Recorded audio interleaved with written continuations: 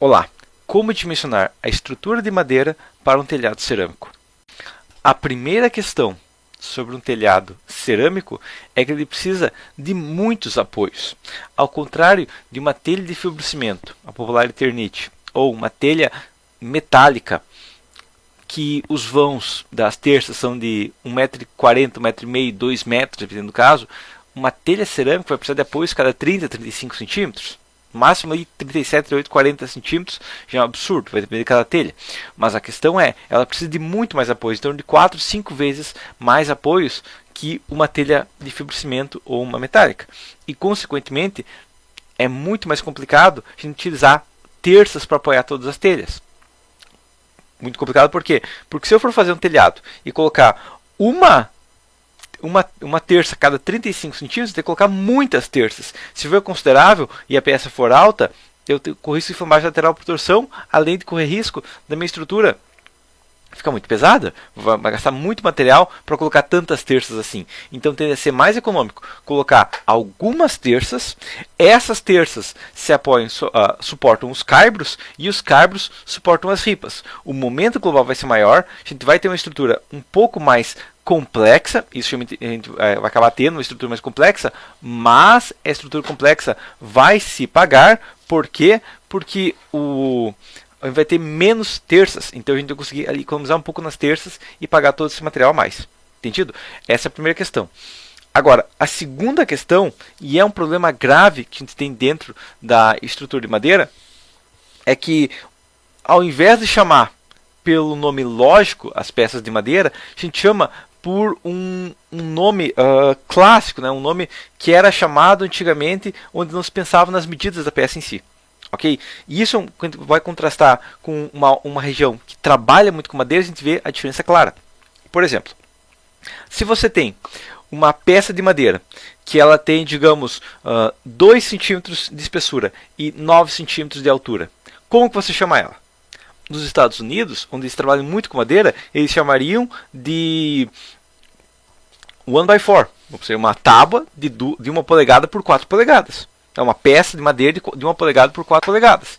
Agora, no Brasil, a gente vai chamar de sarrafo, provavelmente, ou talvez vamos chamar de tábua de 10, ou alguma coisa assim, ok? Porque a gente não tem uma lógica na peça, tá? Se eu tenho uma peça de 10 por 10, ela é o quê? Alguns lugares vão chamar de pontaleta, outros lugares vão chamar de pilar. Okay? Se eu tenho uma peça de 6 por 20, alguns vão chamar de vigota, outros vão chamar de viga, outros vão chamar de pranchão. Então a gente não tem uma nomenclatura lógica para nossas peças. Não só tem uma lógica, não tem padronização. Por exemplo, vou demonstrar 3 lugares aqui. Ó. Então, achei uma apostila na internet, tá? Não tem o nome da pessoa mais, mas eu consegui essa apostila aqui na internet. Bom, só pesquisei no Google, né? Seções de madeira, apareceu isso aqui, ó, tá? Então, segundo essa apostila aqui, a gente tem algumas peças específicas. Por exemplo, eu tenho uma peça de 10 por 10, é um pontalete. Ok? Agora, eu vou um catálogo de um fabricante e ele fala o quê? Que uma peça de 10 por 10 é um pilar. É um pilar ou é um pontalete? 2 fabricantes dizem coisas diferentes. Ok? A gente tem aqui, ó, caibros. Um caibro pode ser 6 por 8.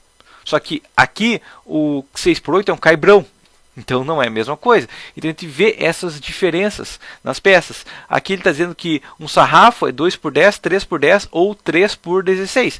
Então a gente vê que tem uma diferença comparado aqui. Vamos pegar aqui, nem tem sarrafo. Tá? Tem tabuado, 2,5 por 15 tecnicamente seria um tabuado, enquanto 3 por 16 seria um sarrafo. São dias bem próximos, mas a gente não tem essa padronização. Pega outro catálogo aqui e vai dizer outras informações diferentes. Aqui 7,5 por 7,5 é um caibro. Então não tem uma padronização da estrutura. Consequentemente, não tendo uma padronização, eu não recomendo que a gente comece a pensar, eu tenho uma prancha, eu tenho um caibro, eu tenho uma tábua. Não. O que eu recomendo que você pense é o seguinte: eu tenho uma peça de tanto por tanto. Ok? Eu sei que é um pouco complicado de entender isso, porque quando a gente pensa em madeira, a gente vai pensar no nome da peça, mas o ideal é que a gente pense igual a gente pensaria com concreto armado. Concreto armado não pensa, eu tenho uma viga baldrame. Não, eu tenho uma viga de 15 por 30. Tá? Se uma viga está 3 metros de altura, ela continua sendo uma viga de 15 por 30. Não é uma viga baldrame a 3 metros de altura. Ok? Se eu estou usando por exemplo, eu estou usando uma vigota como caibro, ainda eu vou chamar ela de caibro. Não vou chamar de vigota porque ela tem a seção de vigota, porque senão começa a confundir O que é o que, tá? Porque não é porque a gente vai chamar de caibro, porque aqui, ó, o que tem aqui? Aqui tem essas peças caindo aqui, são os caibros, tá? Mas eu tenho que usar necessariamente uma peça de 5x6, uma peça de 6x6 por caibro? Não, eu não preciso. Eu posso escolher outra seção, não sou obrigado a trabalhar com a seção que me foi fornecida que dizem que é assim, tá? Tecnicamente eu poderia usar uma outra peça como caibro e funcionaria igual. Entendido? É essa questão que a gente tem que ter sobre a madeira. Bom, sabendo todos esses conceitos aqui, vamos voltar para... Vamos entrar na planilha, desculpa. Então eu entrei numa planilha. Tá? O que eu deixei já de dados prontos aqui? Bom, deixei os tipos de madeira mais comuns, ok? Que é a tabela base da NBR 7190, ok? Os tipos de suportes, tá? Porque a gente vai ter tanto cargas concentradas quanto cargas distribuídas. A classificação de carga, a classe de umidade e a qualidade, que são chamados de CAMOD. Tá? O CAMOD ele é um conceito que a gente vai aplicar na resistência da madeira, que é basicamente a resistência da madeira efetiva para cada situação. Por exemplo, imagina que você tem uma peça de madeira. Se você vai aplicar uma carga por 1 segundo, você vai aplicar uma carga para o resto da vida, a carga por 1 segundo pode ser maior do que a carga para o resto da vida. Por que isso? Bom, vamos imaginar que eu tenho uma peça que foi dimensionada para suportar para o resto da vida uma carga, sei lá, de 600 kg. Se eu deixar por 10 segundos uma carga de 1 tonelada nela, ela não vai arrebentar, porque a madeira ela tem uma certa redistribuição de esforços e tudo mais, então ela acaba conseguindo suportar por curtos períodos de tempo uma carga maior. Beleza? Essa é a primeira questão, que é classificação de carga, o CAMOD 1. CAMOD 2 é classificação de umidade. Se tem uma madeira que vai estar num ambiente seco, ela vai ter uma resistência maior que se ela está num ambiente úmido. Por quê? Porque a madeira seca ela tende a ser um pouco mais resistente, e a madeira com baixa variação de umidade, que quando a umidade é baixa, a variação vai ser menor também, ela tende a funcionar melhor. Agora, uma madeira que tem muita variação de umidade e também uma madeira que tem uma alta umidade, ela não tem tanta resistência. O crítico é a variação, mas a alta umidade também é um problema. Ok? E por fim a gente tem o CAMOD 3. O CAMOD 3 é a qualidade da madeira em si. Ok? Uma madeira que não tem defeitos e ela foi testada, ou seja, foi feito ensaios básicos, foi feita uma verificação de qualidade, que foi garantido que ela não tem nós, que ela está padronizada, tem as medidas exatas, ela é uma madeira de primeira categoria, ok? Que a norma diz, pode usar resistência total. Agora, se talvez tenha um nó, se foi comprado lá na madeireira mais próxima aqui, é mais barato que tinha, se não foi feito ensaio e tudo mais, a gente consegue considerar, e a norma permite considerar, segunda categoria, que é uma madeira de CAMOD 3 0.8, a gente reduz a resistência em 20%, vai usar só 80% da resistência, ok? Então, esses são os nossos conceitos base sobre a nossa madeira. Bom, entendido isso aqui sobre a madeira, o que eu vou fazer aqui? A primeira parte que eu tenho que fazer aqui é determinar como que é o nosso telhado específico. Tá? Primeira coisa que eu vou falar aqui então é tipo de madeira. Então, tipo de madeira, porque dependendo do tipo de madeira, eu vou ter resistências diferentes. Ok?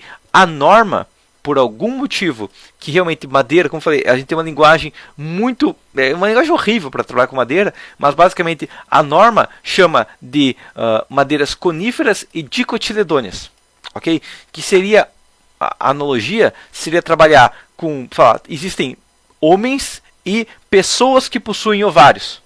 Não faz sentido, vai usar uma palavra similar. Então, a categoria básica que a gente vai chamar é conífera ou folhosa, ou alternativamente, monocotiledôneas e dicotiledôneas, tá? Que é basicamente a maneira que a árvore se reproduz, tá? Que não importa pra gente. O que importa pra gente, claro, tem uma variação, né? Porque são espécies diferentes e tudo mais, mas a questão é, na prática, o que a gente vai identificar é conífera ou folhosa. Então você tem uma madeira, por exemplo, um pinus. Um pinus, ele é um cone, né?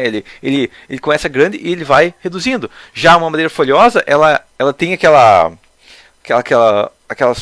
folhas, né? Como se fosse um arbusto levantado, né? Quando você pede para uma criança desenhar uma árvore, ela vai desenhar uma árvore folhosa, com todas as folhas e tudo mais. Eu penso, uma árvore que tem uma laranja, uma árvore que tem uma maçã, é uma árvore folhosa.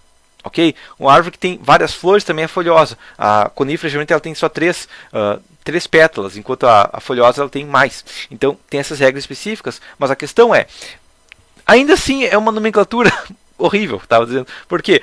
Porque eu vou pensar novamente. Os americanos, eles não chamam disso. Como que eles chamam? Eles chamam de softwood, hardwood.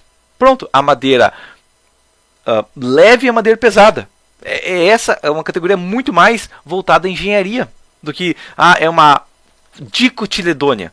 Quem vê dicotiledônia está me xingando, mas agora é uma madeira dura. Opa, agora eu sei que tipo de madeira é, tá? Então essa que é a questão. Mas a base é o seguinte, é assim, a madeira conífera é uma madeira leve, é uma madeira de menor resistência, geralmente, e ela é uma madeira com uma deformação mais considerável. Tá? Já a folhosa, ela é uma madeira hardwood, é uma madeira mais dura, que deforma menos, tende a ser mais pesada e tende a ter uma resistência maior. Não necessariamente ela vai ter resistência maior. Não necessariamente uma conífera vai ser mais fraca que uma folhosa, mas geralmente ela tende a ser. Okay? Geralmente você vai ligar para uma madeireira, eles vão falar assim, ó, eu vou perguntar quanto que custa uma tábua. Tá? Uma tábua de conífera vai ser um preço e uma tábua folhosa vai ser um preço maior. Entendido? Mas ela vai ter geralmente uma resistência maior. Ok? Claro, vai depender da classe e qualidade de cada madeira. Ok? Mas vamos pensar no caso aí um telhado comum. Vou aqui em dados, validação de dados, vou criar uma lista aqui. Que tipo de escolha eu posso ter? Tá? Então eu posso ter aqui, ó, entre esse tipo de madeira são as minhas opções. Ok? Nesse caso, digamos que eu vou trabalhar com uma madeira comum. Eu vou trabalhar com uma conífera de 20, né? Uma madeira de 20 megapascal. O que significa esse 20 megapascal? A mesma coisa que significa um concreto de 20 megapascal. Então, o concreto deve ficar 20, a madeira de ser 20. Ok? É a mesma coisa. Beleza? Entendido isso aqui? A próxima coisa que tem que determinar é a classificação de carga. E eu vou pensar no CAMOD 2 e o CAMOD 3. E o CAMOD 1? O CAMOD 1 a gente vai pensar depois. Por que eu não vou pensar no CAMOD 1 direto? Porque o CAMOD 1 vai depender. A carga é permanente, curta duração ou instantânea. Bom, o peso é permanente. Ou, digamos, a telha vai pesar ali o resto da vida. Agora, um vento vai ser uma carga de curta duração. Ele não vai ficar ventando. Vai estar ventando faz 5 anos aqui. Meio complicado. Ok? Se tivesse ventando com 5 anos, eu tinha colocado uma usina eólica ali. Tá? E a carga instantânea, que é aquela carga que a gente pode colocar até um pouco mais ainda que a curta duração, ela vai ser quando uma pessoa for subir lá fazer uma manutenção. É uma carga muito curta. É o tempo da pessoa pisar e sair, ok? Então essa é a questão, e vai depender, eu vou ter que simular as 3 cargas, eu tenho que ter os 3 CAMODs, eu não posso escolher, tá? Agora, a umidade e a qualidade, aí sim vai ser um ou outro, beleza? Bom, próximo, a classe de umidade, ok? E aqui na classe de umidade, uma coisa que a gente tem que pensar é o seguinte, é a classe de umidade, é a umidade da minha região. Em parte, correto, mas não é só isso. Como não é só isso? A questão seguinte é assim, ó, eu tenho uma umidade média da minha região de 80%, beleza? Só que eu vou pintar essa madeira, ou eu vou passar um stain, ou eu vou fazer uma outra manutenção, eu vou garantir a qualidade dessa madeira, então ela vai ter uma baixa umidade, mesmo que ela esteja numa região de umidade maior.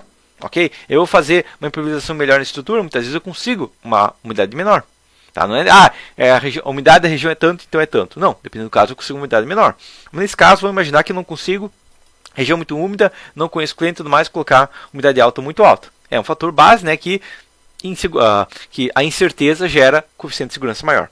Ok? E a próxima questão é qualidade da madeira. Então, vai ser a madeira que eu vou comprar ali da madeireira mais barata, ou eu vou fazer ensaios e tudo mais. Tá? E entra a questão, eu vou fazer um telhado de uma casa, eu vou fazer ensaio? Provavelmente não. Mas eu vou fazer uma coisa especial de madeira. Aí, quem sabe a gente pode testar, mas geralmente não existe ensaio, né? Pega a madeira comum ali mesmo, é desse jeito e acabou a história, beleza? Então eu considero uma madeira de segunda categoria, ok? Agora, tendo isso aqui, o que a gente vai ter que fazer? A gente vai ter que calcular a resistência da madeira, ok? E não vai ser essa resistência, não é. A gente vai ter várias resistências da madeira, ok? Primeira coisa que eu vou determinar aqui é o seguinte, FC0 0D. O que seria isso aqui? FC. Então, o C significa compressão. Ok? Então, eu vou falar qual que é a resistência à compressão da minha madeira. Ok? O 0 significa que ela está paralelo aos tubos da madeira. Porque a madeira, basicamente, ela é formada de centenas, milhares de tubos. Ok? Mini tubos por onde a água passa para que chega nas folhas, né? Digamos, a folha desce para os troncos mais, mas tem a ligação da madeira, né? Que a madeira funciona. Ela funciona como tubos para transmitir a água pela madeira, ok? Pela árvore, no caso. Sabendo isso, então, ela é muito mais resistente no sentido que no outro. Ela não é igual, sei lá, concreto, que o concreto tem uma peça deitada, eu vou levantar ela de pé e aplicar a carga. Tanto faz. ela vai resistir igual, o concreto resiste igual para todos os eixos, mas a madeira não. Ok? A madeira, quando a gente está falando de uma árvore, por exemplo, se eu aplicar uma compressão na árvore, é uma compressão aceitável. Se eu tombar a árvore e aplicar uma compressão nela, vai ser muito mais fraca. Ok? Porque ela não foi feita para sentir compressão assim. A vida inteira ela sentiu compressão quando ela estava de pé, nunca quando ela estava deitada. Ok? Então ela tem uma resistência diferente. Sabendo isso aqui, então, qual é o nosso FC0D? Basicamente, a gente vai procurar o tipo de madeira, ok? Tipo de madeira é uma conífera aqui, ó, nessa tabela aqui, tá? A coluna 2 é do F0, ok? E eu quero o valor exato. É isso aqui? Sim, mas eu tenho que multiplicar pelo nosso coeficiente de umidade, então multiplicado por procurar, certo? O tipo de umidade, nessa tabela aqui de umidade, eu quero a coluna 2, que é a coluna do CAMOD, e eu quero o valor exato, ok? E vou multiplicar também por procurar, novamente, né? A qualidade da madeira. Nessa tabela aqui, eu quero a coluna 2 e eu quero o valor exato. Ok? Tendo isso aqui, outra coisa que eu tenho que fazer, eu tenho que dividir pelo coeficiente de segurança na compressão. Que quanto? Que ele deu 1,4. Ok? Então, a gente vai ter o quê? Que essa madeira, que tecnicamente é para... E claro, vou dividir ela por 100 para ter em quilograma-força por centímetro quadrado. Ok? Quilograma-força por centímetro quadrado. Então, uma madeira que teoricamente... num ensaio pode resistir 200 kg-força, quando a gente for pensar que eu vou ter que deixar ela aplicando uma carga numa alta umidade, numa região sem segurança, mais do que sem segurança meu, vou aplicar no máximo 91 kg nela, ok? Próximo, FV90D. O que é o FV90D? É a força cortante, ok? Ou a força a 90 graus. Coloquei os dois para a gente garantir. Mas é basicamente o cisalhamento, a resistência ao cisalhamento da minha peça. Ou seja, estou com a minha peça aqui, a carga de cima para baixo. Quanto de peso está aplicado nela? Naquele ponto específico, até chegar no apoio, ok? Então, o FV0D, ele é similar à fórmula que eu tenho aqui. Eu posso até copiar essa fórmula aqui, ó. Só vou mudar o quê? Ao invés de procurar a coluna do FC0, vou procurar a coluna do FVK, que é a coluna de número 3. Ok? Essa é a primeira questão. E a outra coisa é que o coeficiente de segurança no cisalhamento da madeira, que também é uma falha abrupta, é de 1,8. Ok? Então, a resistência de cisalhamento dessa madeira está em torno de 14 kg por centímetro quadrado. Dessa madeira específica aqui. Ok? Quilograma-força por centímetro quadrado.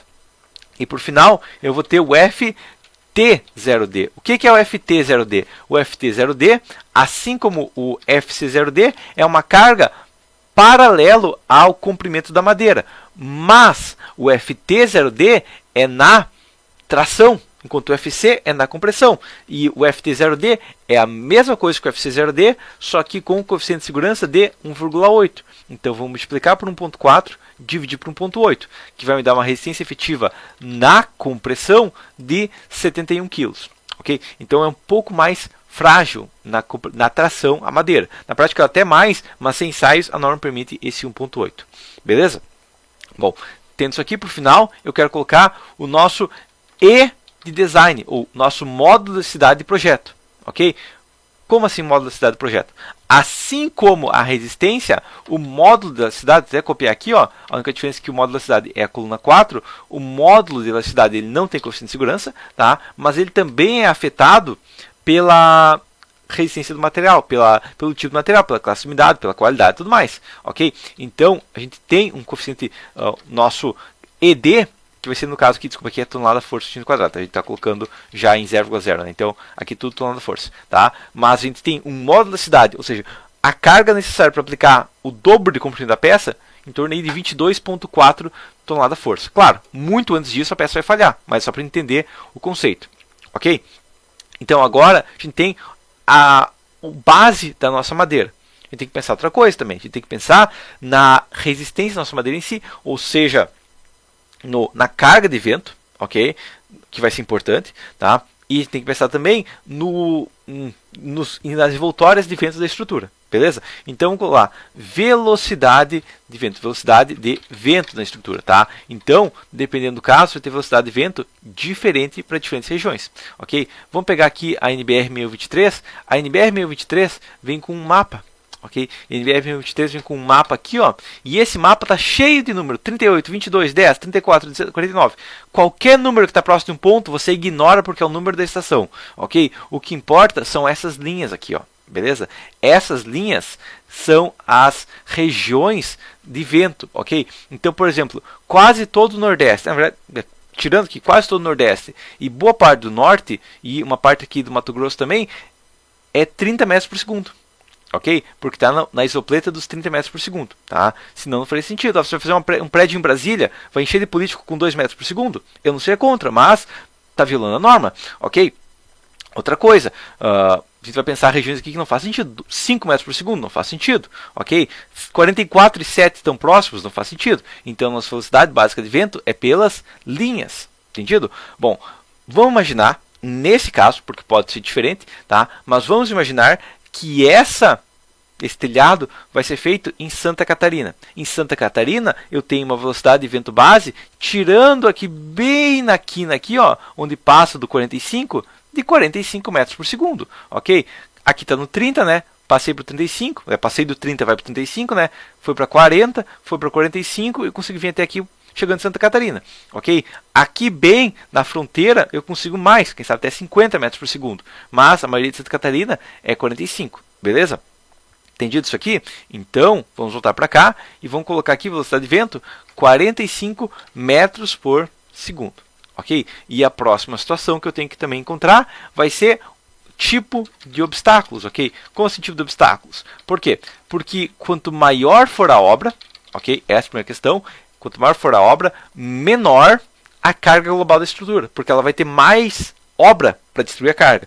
E a segunda questão é que quanto maior forem os obstáculos, menor a carga. Porque se eu tenho uma obra que vai ficar na praia, ou tenho uma obra que vai ficar no meio de uma floresta, ou no meio de uma cidade, eu vou ter velocidades de ventos diferentes, ok? Então, o que a gente vai fazer aqui é o seguinte, ó, mesclar aqui, eu vou colocar uma linha de dados aqui, ó, fazer uma lista, validação de dados também lista, tá? Dos tipos de obra que eu posso ter. Então, vamos pensar assim, ó, eu vou ter, coloquei até 50 metros, mais que 50 metros é muito raro, tá? Vamos imaginar que no meu caso específico aqui, eu vou ter uma casa que vai ser feita numa cidade e essa obra tem menos que 20 metros. Então, vai ser obstáculos de 3 metros numa obra de 20 a 50 metros, ok? Então, nesse caso aqui, eu teria obstáculos de 3 metros e de 20 a 50 metros, beleza? Entendido isso aqui? A outra questão que eu tenho que determinar é a altura da obra. Bom, vamos imaginar que eu estou falando, sei lá, de um sobrado. Tá? O sobrado vai ter, digamos, 2 andares de 6 metros, mais a altura da telha. Vamos imaginar que seja aqui de 7 metros. Ok? Então, 7 metros é a altura do meu sobrado, né? Mais a telha e tudo mais, 7 metros. Ok? Então, essa é outra questão importante. Tá? Tendo isso aqui agora, o que a gente vai fazer é determinar a inclinação do telhado. Por que é importante a inclinação do telhado? Porque quanto mais inclinado, vamos pensar um telhado bem pouco inclinado, a maior parte do vento vai chegar por aqui, ó, e vai succionar, porque ele vai bater na, vou pensar na minha parede aqui, ó, ele vai bater na parede, levantou a parede, vai chegar no telhado aqui, ó, ele vai estar subindo. Agora, se meu telhado está muito inclinado, ele vai bater na parede aqui, ó, e vai continuar batendo na lateral da minha obra. Então, dependendo da inclinação do telhado, eu vou ter mais sucção ou compressão. Ok? Então, 7 metros aqui, ó, e inclinação. Vou colocar a inclinação do telhado, tá? Inclinação do telhado. E na inclinação do telhado, a gente também tem que pensar, além da inclinação do telhado, o tamanho da obra. Por quê? Porque se eu tenho uma obra, por exemplo, eu tenho uma obra com um sobrado, né, que vai fazer num terreno de 4 metros de largura, ou um terreno de 12 metros de largura. Um sobrado de 7 de altura mais 4 de largura, ele é alto. Agora, é uma obra alta, tecnicamente. Agora, 12 de largura com 7 de altura, ele já fica uma obra média. E se fosse 12 de largura com 13 de altura, isso é uma obra baixa. Ok? Basicamente, você vai imaginar largura da obra, altura da obra. Se a largura for maior que o dobro, ela é uma obra baixa. Se a altura for maior que o dobro, ela é uma obra alta. E se for um meio termo, é uma obra média. Ok? Mesclar aqui, dados, validação de dados novamente. Eu quero uma lista dos tipos de inclinação. Eu posso ter obra baixa, obra alta e inclinações. Ok? Eu peguei os dados da norma e fiz basicamente regiões, né? Esse 30-45 é os 20 graus, de 50-75 é os 30 graus, e assim por diante. Então vai ter uma variação que tem. Mas com 35 e 40% de inclinação é diferente. Quase a mesma coisa. Tá? A norma fala 37% para 20 graus. Então, digamos, é uma média, pode tirar que 35% vai ser quase igual a 37%. Tá? E nesse caso, eu estou falando de um sobrado de 7 metros, vamos imaginar que esse sobrado tenha 10 metros de largura, ele vai ser uma obra média. Tá? E vamos imaginar que seja um telhado com inclinação normal, vai ser entre 30 e 45 graus. Ok? Ah, mas o meu telhado é telha cerâmica com 20% de inclinação. Eu acho difícil, porque um telhado cerâmico ele vai precisar pelo menos 30%, a não ser que você queira que entre água nele. Ok? Entendido isso aqui? Então, agora eu tenho os meus dados base do vento em si. Então, vou fazer o que agora? Vou colocar aqui, ó, meu coluna do S2, O que seria a coluna do S2? Basicamente, aqui, ó, essa é a coluna do S2, tá? Aqui é a coluna 1, 2, 3, 4, 5. Ok? Pensando em obras até 20 metros. Ah, mas eu tenho uma obra de 50 metros. Aí você vai fazer uma análise mais refinada do que só uma planilhazinha qualquer. Tá? Mas uma obra até essa andagem você consegue fazer aqui. Bom, a coluna S2 é igual a arredondar, né? Arredondar só, tá? Esse aqui dividido por 5 com 0 casas. Ok? E vou somar a 1. Tá? Então, nesse caso, essa é a coluna número 2. É uma obra que tecnicamente vai estar com 5 metros. Ok? Sabendo isso aqui, então, vamos lá. Carga, VK, né? Posso colocar carga de vento, né? Carga de vento aqui vai ser igual a, primeira coisa, eu vou pegar a minha velocidade de vento, ok? Multiplicado por, eu vou procurar a quantidade de obstáculos nessa tabela aqui, ó, e eu quero qual coluna? Eu quero a coluna do S2 aqui, ó, e eu quero o valor exato, que vai me dar, isso aqui vai me dar a velocidade básica de vento. Então, por ser uma obra que está no meio de várias outras casas, por ser não ser uma obra alta, ao invés de considerar 45 metros por segundo, nesse caso posso considerar 36,9 metros por segundo. Eu vou levar isso aqui ao quadrado e dividir por 16, eu vou ter a carga em quilograma-força por metro quadrado. Então, ele tem 5,1 kg-força por metro quadrado. Ou seja, esse telhado aqui tem que suportar uma carga de 35, um vento que vai gerar uma carga de 35,1. Não necessariamente vai ser esse vento, mas para entender base, ok?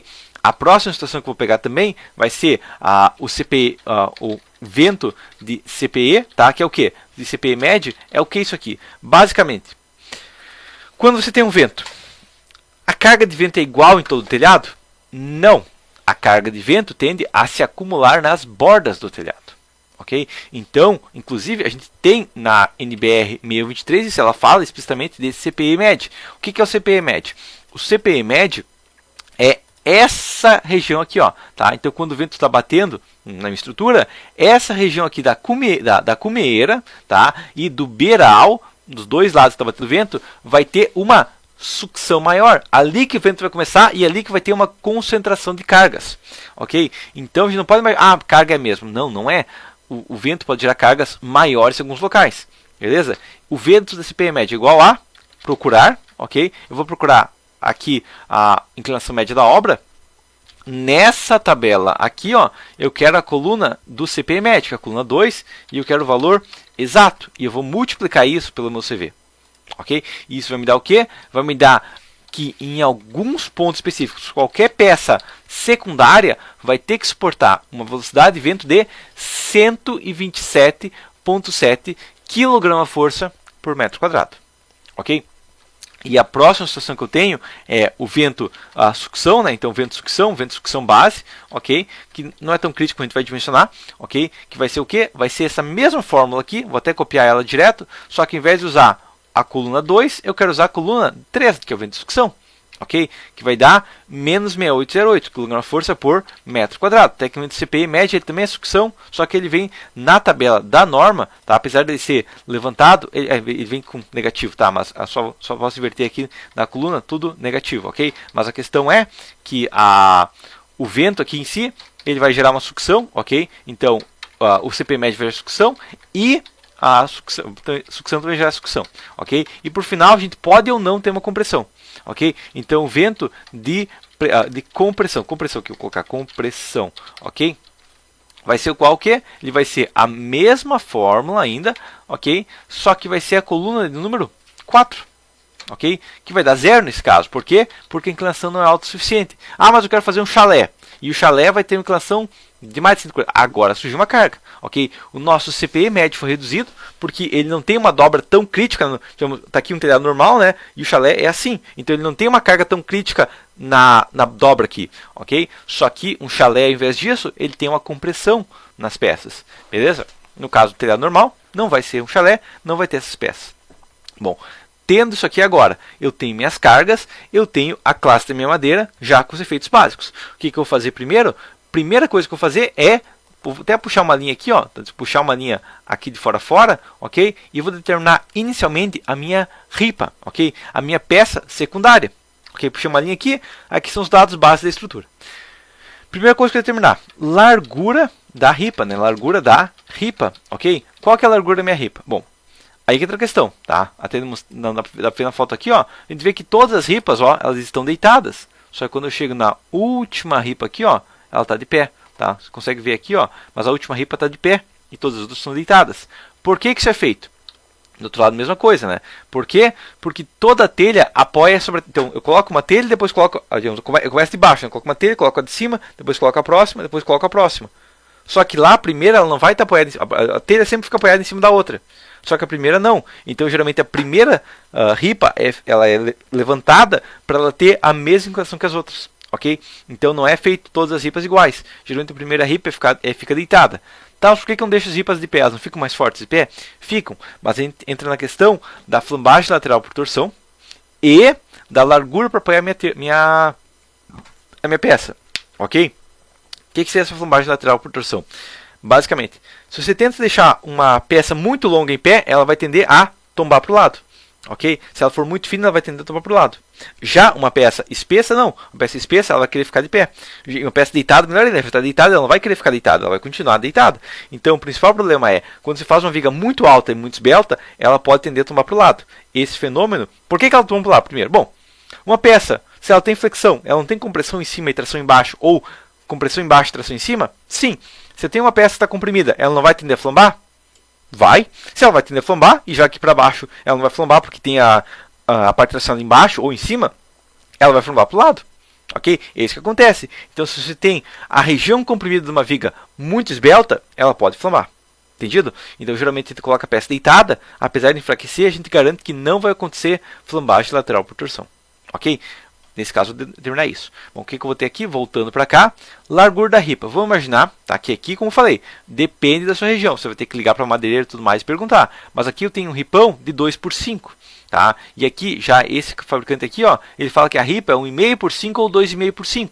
Tá? E aqui fala que a ripa é 1,2x5. A gente tem uma variação. Vou imaginar que nesse caso eu liguei para lá e falou, não, a minha largura da ripa é 5 e minha altura da ripa é 2. Tá? Vai depender de cada caso. Nesse caso tem uma altura de ripa de 5 cm aqui e 2 cm aqui. Ok? Tá? Então essa é a largura e a altura da minha ripa. Tendo isso aqui, a gente pode calcular várias coisas da minha ripa primeiro. Tá? Então, outra coisa que faltou aqui colocar também é o espaçamento das ripas, né? Então, o espaçamento das ripas, como assim? Basicamente, entre uma ripa e outra, eu vou ter um espaçamento, que vai ser a nossa galga. Então, a nossa galga, que é basicamente, quando eu vou colocar minha ripa, eu tenho que garantir que ela vai ter o mesmo espaçamento. Tá? Eu não posso, vou colocar uma com 31, outra com 33. Se for um cara meio bêbado, pode colocar meio errado. Então, a gente tem uma peça, que é basicamente um pedacinho de madeira com 2 pezinhos que é marcado para garantir que vai ter a mesma distância entre todas as peças, ok? Que a gente chama de galga. Tá? E vamos imaginar que a galga seja, nesse caso dessa telha, de 33 centímetros. Tá? Como é que eu vou saber a minha galga? Você vai saber assim, ó, você vai ligar para o seu fabricante da telha ou para o vendedor de telha e perguntar qual que é a galga dessa telha, qual que é o espaçamento, qual que é o rendimento dela. Tá? Ah, mas eu não tenho contato com o fabricante. Vai comprar e não sabe de quem ainda. Pode fazer uma média, tá? Geralmente vai ficar entre 30 e 40 centímetros. Se ficar 1 centímetro depois de diferença, não é uma questão. Ah, meu Deus, você vai cair por causa disso. Não, tá? Bom, entendido isso aqui, imaginando que nesse caso seja de 33 centímetros. Agora, eu já posso calcular várias coisas.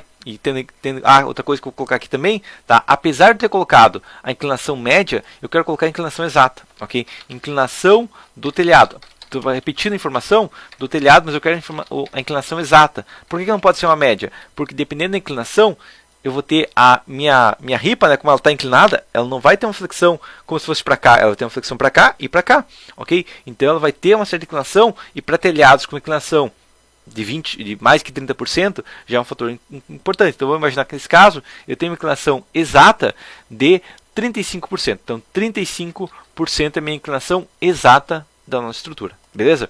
Então, nesse caso, está aqui a nossa inclinação. Bom, entendido isso aqui, o que eu vou ter que fazer também é espaçamento, né? Espaçamento dos caibros, ok? Tá, mas como que eu vou saber o espaçamento dos caibros? Não, você vai calcular e ver se passa ou não. Então, o que vai acontecer é o seguinte, a ripa vai estar apoiada em caibros, correto? Quanto mais afastados esses caibros, maior a flexão na ripa. Então, claro, mas quanto mais afastados esses caibros, menos caibros. Então, a gente tem essa questão. Vou imaginar inicialmente que eu vou colocar esses caibros a 50 centímetros um do outro, ok? Bom, entendido isso aqui, o que a gente pode calcular já? A gente pode calcular várias informações sobre a nossa telha, nossa ripa, desculpe, tá? Então vamos lá. W, ou vou iniciar com inércia da ripa. Tá? O que é inércia? A inércia, a gente já viu em estática, mas a inércia é a resistência da minha ripa na deformação. Quanto maior a inércia, menos ela deforma. Inércia da ripa vai ser importante, principalmente no eixo X, vou calcular os dois, no eixo ou horizontal, né? Inércia da ripa horizontal, ok? Bom, horizontal. Então, qual que é a inércia da ripa na horizontal? É basicamente a largura da ripa ao cubo multiplicado pela altura sobre 12. Basicamente é a área da minha ripa multiplicado pelo quadrado da dimensão dela, no sentido que eu estou medindo.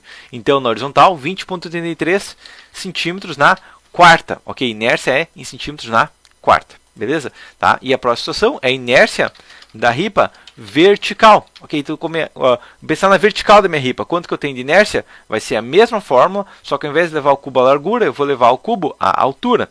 Então, o que a gente vê aqui, dividido por 12 também, por ser uma peça retangular, a gente tem uma inércia drasticamente diferente só por ter 5 ao invés de 2.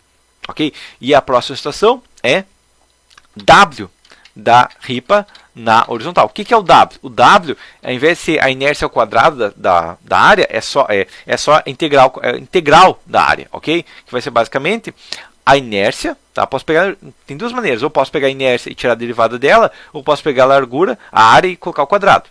Ou basicamente, se for um retângulo, é a largura ao quadrado multiplicado pela altura dividido por 6. Ok? Então, isso aqui em centímetros ao cubo. E o próximo é o W da ripa na vertical, ok? Que vai ser igual a largura multiplicado pela altura ao quadrado dividido por 6.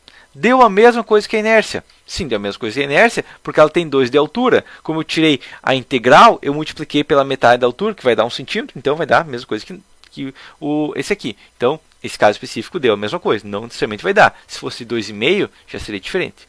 Ok? Bom, entendido isso aqui, a gente tem as informações básicas da nossa ripa. O que tem que pensar aqui agora é a carga na ripa. Então, carga gravitacional na ripa, ok? Então, carga gravitacional na nossa ripa vai ser de quanto? Bom, a carga gravitacional na nossa ripa, eu não cheguei a colocar essa informação também, mas é uma informação que ela é quase que padrão para telhado cerâmico, ok? Eu até vou colocar, deixar mais uma, fazer assim, jogar isso aqui uma linha para baixo, ok? Vou colocar, puxar essa aqui também para baixo aqui, ó, tá? Vou colocar aqui, ó, peso da telha, ok? Quase sempre o peso da telha vai ser 50 kg por metro quadrado, ok? Mas pode variar. Ah, mas minha telha é de concreto, talvez seja 55 ou 60. Geralmente é 50 kg por metro quadrado, ok? Bom, sabendo isso aqui, qual que é a carga gravitacional na ripa? É o peso da telha, né? Vou converter ele em tonelada-força, que vai pesar 0,05 por metro quadrado, e vou multiplicar pelo espaçamento, também em metros, ok? Então, a carga da gravitacional da minha ripa é 17 kg por tonelada-força por metro, ok? Então essa é a carga gravitacional da nossa ripa. Entendido isso aqui? A gente pode calcular o quê? Vou calcular primeira situação, lá, momento, ok? E aqui eu vou violar NBR 620. Por que eu vou violar NBR 620? Eu vou violar NBR 620 porque a ripa na prática não é dimensionada para suportar as cargas gravitacionais de uma pessoa pisando no meio dela. Tá, mas a NBR 620 exige. Sim, a NBR 620 exige. Porém, se a gente for trabalhar dentro da NBR 620, a gente não vai conseguir colocar as ripas mais do que 5 centímetros uma da outra, que é um absurdo, de espaçamento. Ok, tem que colocar caibros basicamente um do lado do outro, não tem como. E a outra questão é que autores também, né, não só tecnicamente eu, porque eu estou fazendo a planilha, então tecnicamente sou autor, mas outros autores, até o professor Zacarias tem uma apostila que coloca só nas terças essa carga concentrada. Tá? Mas a questão é, a ripa em si, como não é andado em cima dela, muitas vezes não é considerado essa carga gravitacional na ripa, ok? Porque senão falharia na hora. Então a primeira coisa que eu vou falar aqui, ó, é o momento ou MD permanente, ok? Permanente, que vai ser igual a... Qual que vai ser o momento permanente? Vai ser a carga gravitacional na ripa. Uma coisa que esqueci da carga gravitacional, eu vou somar aqui uma outra coisa, que é a densidade da madeira, tá? Não tinha colocado aqui, vou colocar aqui a densidade da madeira, jogar isso aqui tudo uma linha para baixo, ok? E colocar aqui, ó, densidade da madeira, ok? Que vai ser igual a, só procurar aqui, ó, quero procurar o tipo de madeira nessa tabela aqui, ó, e eu quero a coluna... Eu não coloquei, não, eu quero essa tabela aqui, né, dos valores, coluna número 5, coluna 5 e o valor exato, ok? Que vai me dar 0,5 tonelada força por metro cúbico, em torno de 20% do que o concreto pesa, ok? Então agora sim, a carga gravitacional da ripa é essa carga aqui, mais a área da ripa, né, essa aqui, multiplicada por esse aqui, dividido por 100 ao quadrado, para ter em metros, multiplicado pela densidade da madeira. Então, ao invés de 17 quilos, tem... que está 17 quilos ainda. Então, por quê? Porque uma ripa de 0,02 vezes 0,05 vezes 1 metro, né, multiplicado por 0,5 densidade, ela pesa, multiplicado por 1000, meio quilo por metro. Então, é uma carga bem pequena, mas a gente tem que lembrar dela. Vamos lá. Momento fletor permanente da nossa ripa é igual a carga gravitacional da ripa, e aqui faltou uma coisa, né? Mas tipo de apoio, tá? Tipo de apoio. Eu posso colocar aqui do lado, né? Tipo de apoio. Por quê? Porque dependendo da ripa, a gente pode ter apoios diferentes, ok? Geralmente o que acontece é o seguinte: as ripas são largadas longitudinalmente, ok? Vencendo vários vãos, mas quando chega na ligação, só apoia uma do lado da outra. Ou, alternativamente, pode ser feito um transpasse, travar uma na outra e tudo mais e fazer um engaste entre essas ligações. É uma resistência maior, mas exige um detalhe especial e uma qualidade na execução, ok? Então, dados, só que permite vãos maiores também. Lista aqui, ok? Vou citar uma lista, posso ter o quê? Eu posso ter biapoiada, contínua simples ou contínua com engaste na ligação, tá? Vamos imaginar que nesse caso, eu vou trabalhar com contínua simples, tá? Eu vou fazer uma peça contínua, mas uma ligação simples, não vou fazer nada complexo ali, vai só chegar ali, largar uma do lado da outra, em cima do apoio e pronto, ok? Esses aqui valores já estão redistribuídos, tá? Para maximizar o vão, já que a peça tem uma seção constante. Então, o momento fletor é igual a carga gravitacional da ripa multiplicada pelo vão, posso colocar até em metros aqui o vão, ok? Dividido por 100 ao quadrado, dividido por procurar. Eu quero procurar o tipo de apoio nessa tabela aqui, ó, tá? E eu quero o coeficiente de carga distribuída, ó, coeficiente 2 e valor exato. Beleza? Isso vai me dar, claro, eu vou fazer o quê? Eu vou multiplicar isso aqui, eu vou dividir pelo coeficiente de carga permanente, tá? Que é esse coeficiente de 0,6, que vai aumentar minha carga, e eu vou multiplicar isso aqui por 100 para ter em tonelada força, centímetro, ok? Isso vai me dar um momento fletor permanente de 0,0664, 0,066, né? Tonelada força, centímetro, ok? E um MD permanente, né? O M resistido, MR, né, permanente, vai ser igual a permanente, vai ser igual a o meu W, ok, o W da ripa na horizontal. Quando estou falando permanente, tem que lembrar uma coisa, que eu vou ter esse momento aqui, não vai ser só na vertical e na horizontal, vou ter os dois momentos, ok? Mas vamos lá, o que eu vou fazer aqui é o seguinte, eu vou pegar o W da ripa na vertical, multiplicar ele por a minha resistência do material, que essa resistência é o nosso FT0D, ok? Que ele já está minorado, ok? E é só isso, tá? Então, a minha peça em si resiste a esse momento fletor de 0,237 tonelada força centímetro. Só que eu tenho mais o meu MD perpendicular, ok? Então, eu vou pegar aqui, ó, só jogar uma próxima linha, como perpendicular. Basicamente, eu vou imaginar que esse caderno aqui é a minha ripa, ok? Eu tenho uma carga assim nele. Agora, vamos pensar que a minha ripa é assim, ó. Eu tenho uma carga assim. Então, eu vou ter o componente na vertical e eu vou ter o componente na horizontal. Então, eu não vou... Não, eu tenho dois componentes, tá? Não vou ter só o componente na vertical, tá? Então, MD na vertical na prática, ok? Não vai ser esse valor exato. Por que não vai ser esse valor exato? Porque eu tenho a inclinação da minha peça. Ok? Posso até calcular uma coisa que seria interessante colocar aqui, ó, tá? Vou jogar essa linha para baixo aqui e essa linha para baixo aqui, ó, mas vou colocar a hipotenusa. Então, hipotenusa, ok? Hipotenusa vai ser igual a uma hipotenusa teórica, né? Vai ser 1 ao quadrado mais esse coeficiente aqui, ó, ao quadrado. E vou elevar isso aqui na 0,5. Vai ser uma hipotenusa para 1 metro, ok? Elevado na 0,5. Isso vai me dar uma hipotenusa de 1,06. Tá? Primeira coisa que eu vou gastar em torno de 6% a mais de telhas. Tá? Mas a segunda coisa é que o momento do fator vertical é esse aqui dividido por 1,06. Ok? Porque vai ser o 1 metro de largura da carga, tá? Porque a carga está perpendicular à minha peça, tá? Dividido por 1, ok? Então, na prática, o momento do fator é um pouquinho menor. Que beleza? Não, que beleza não, tá? Porque tem que lembrar que tem outra coisa. É o MD horizontal, porque na minha peça aqui, ó, se eu tenho um componente aqui, ó, eu vou ter uma carga para baixo aqui, ó, eu vou ter que ter uma carga na diagonal aqui e uma carga na diagonal aqui, ó. Tá? E essa é outra carga, que vai ser igual à mesma carga que eu tenho aqui, só que ao invés disso, eu vou fazer o quê?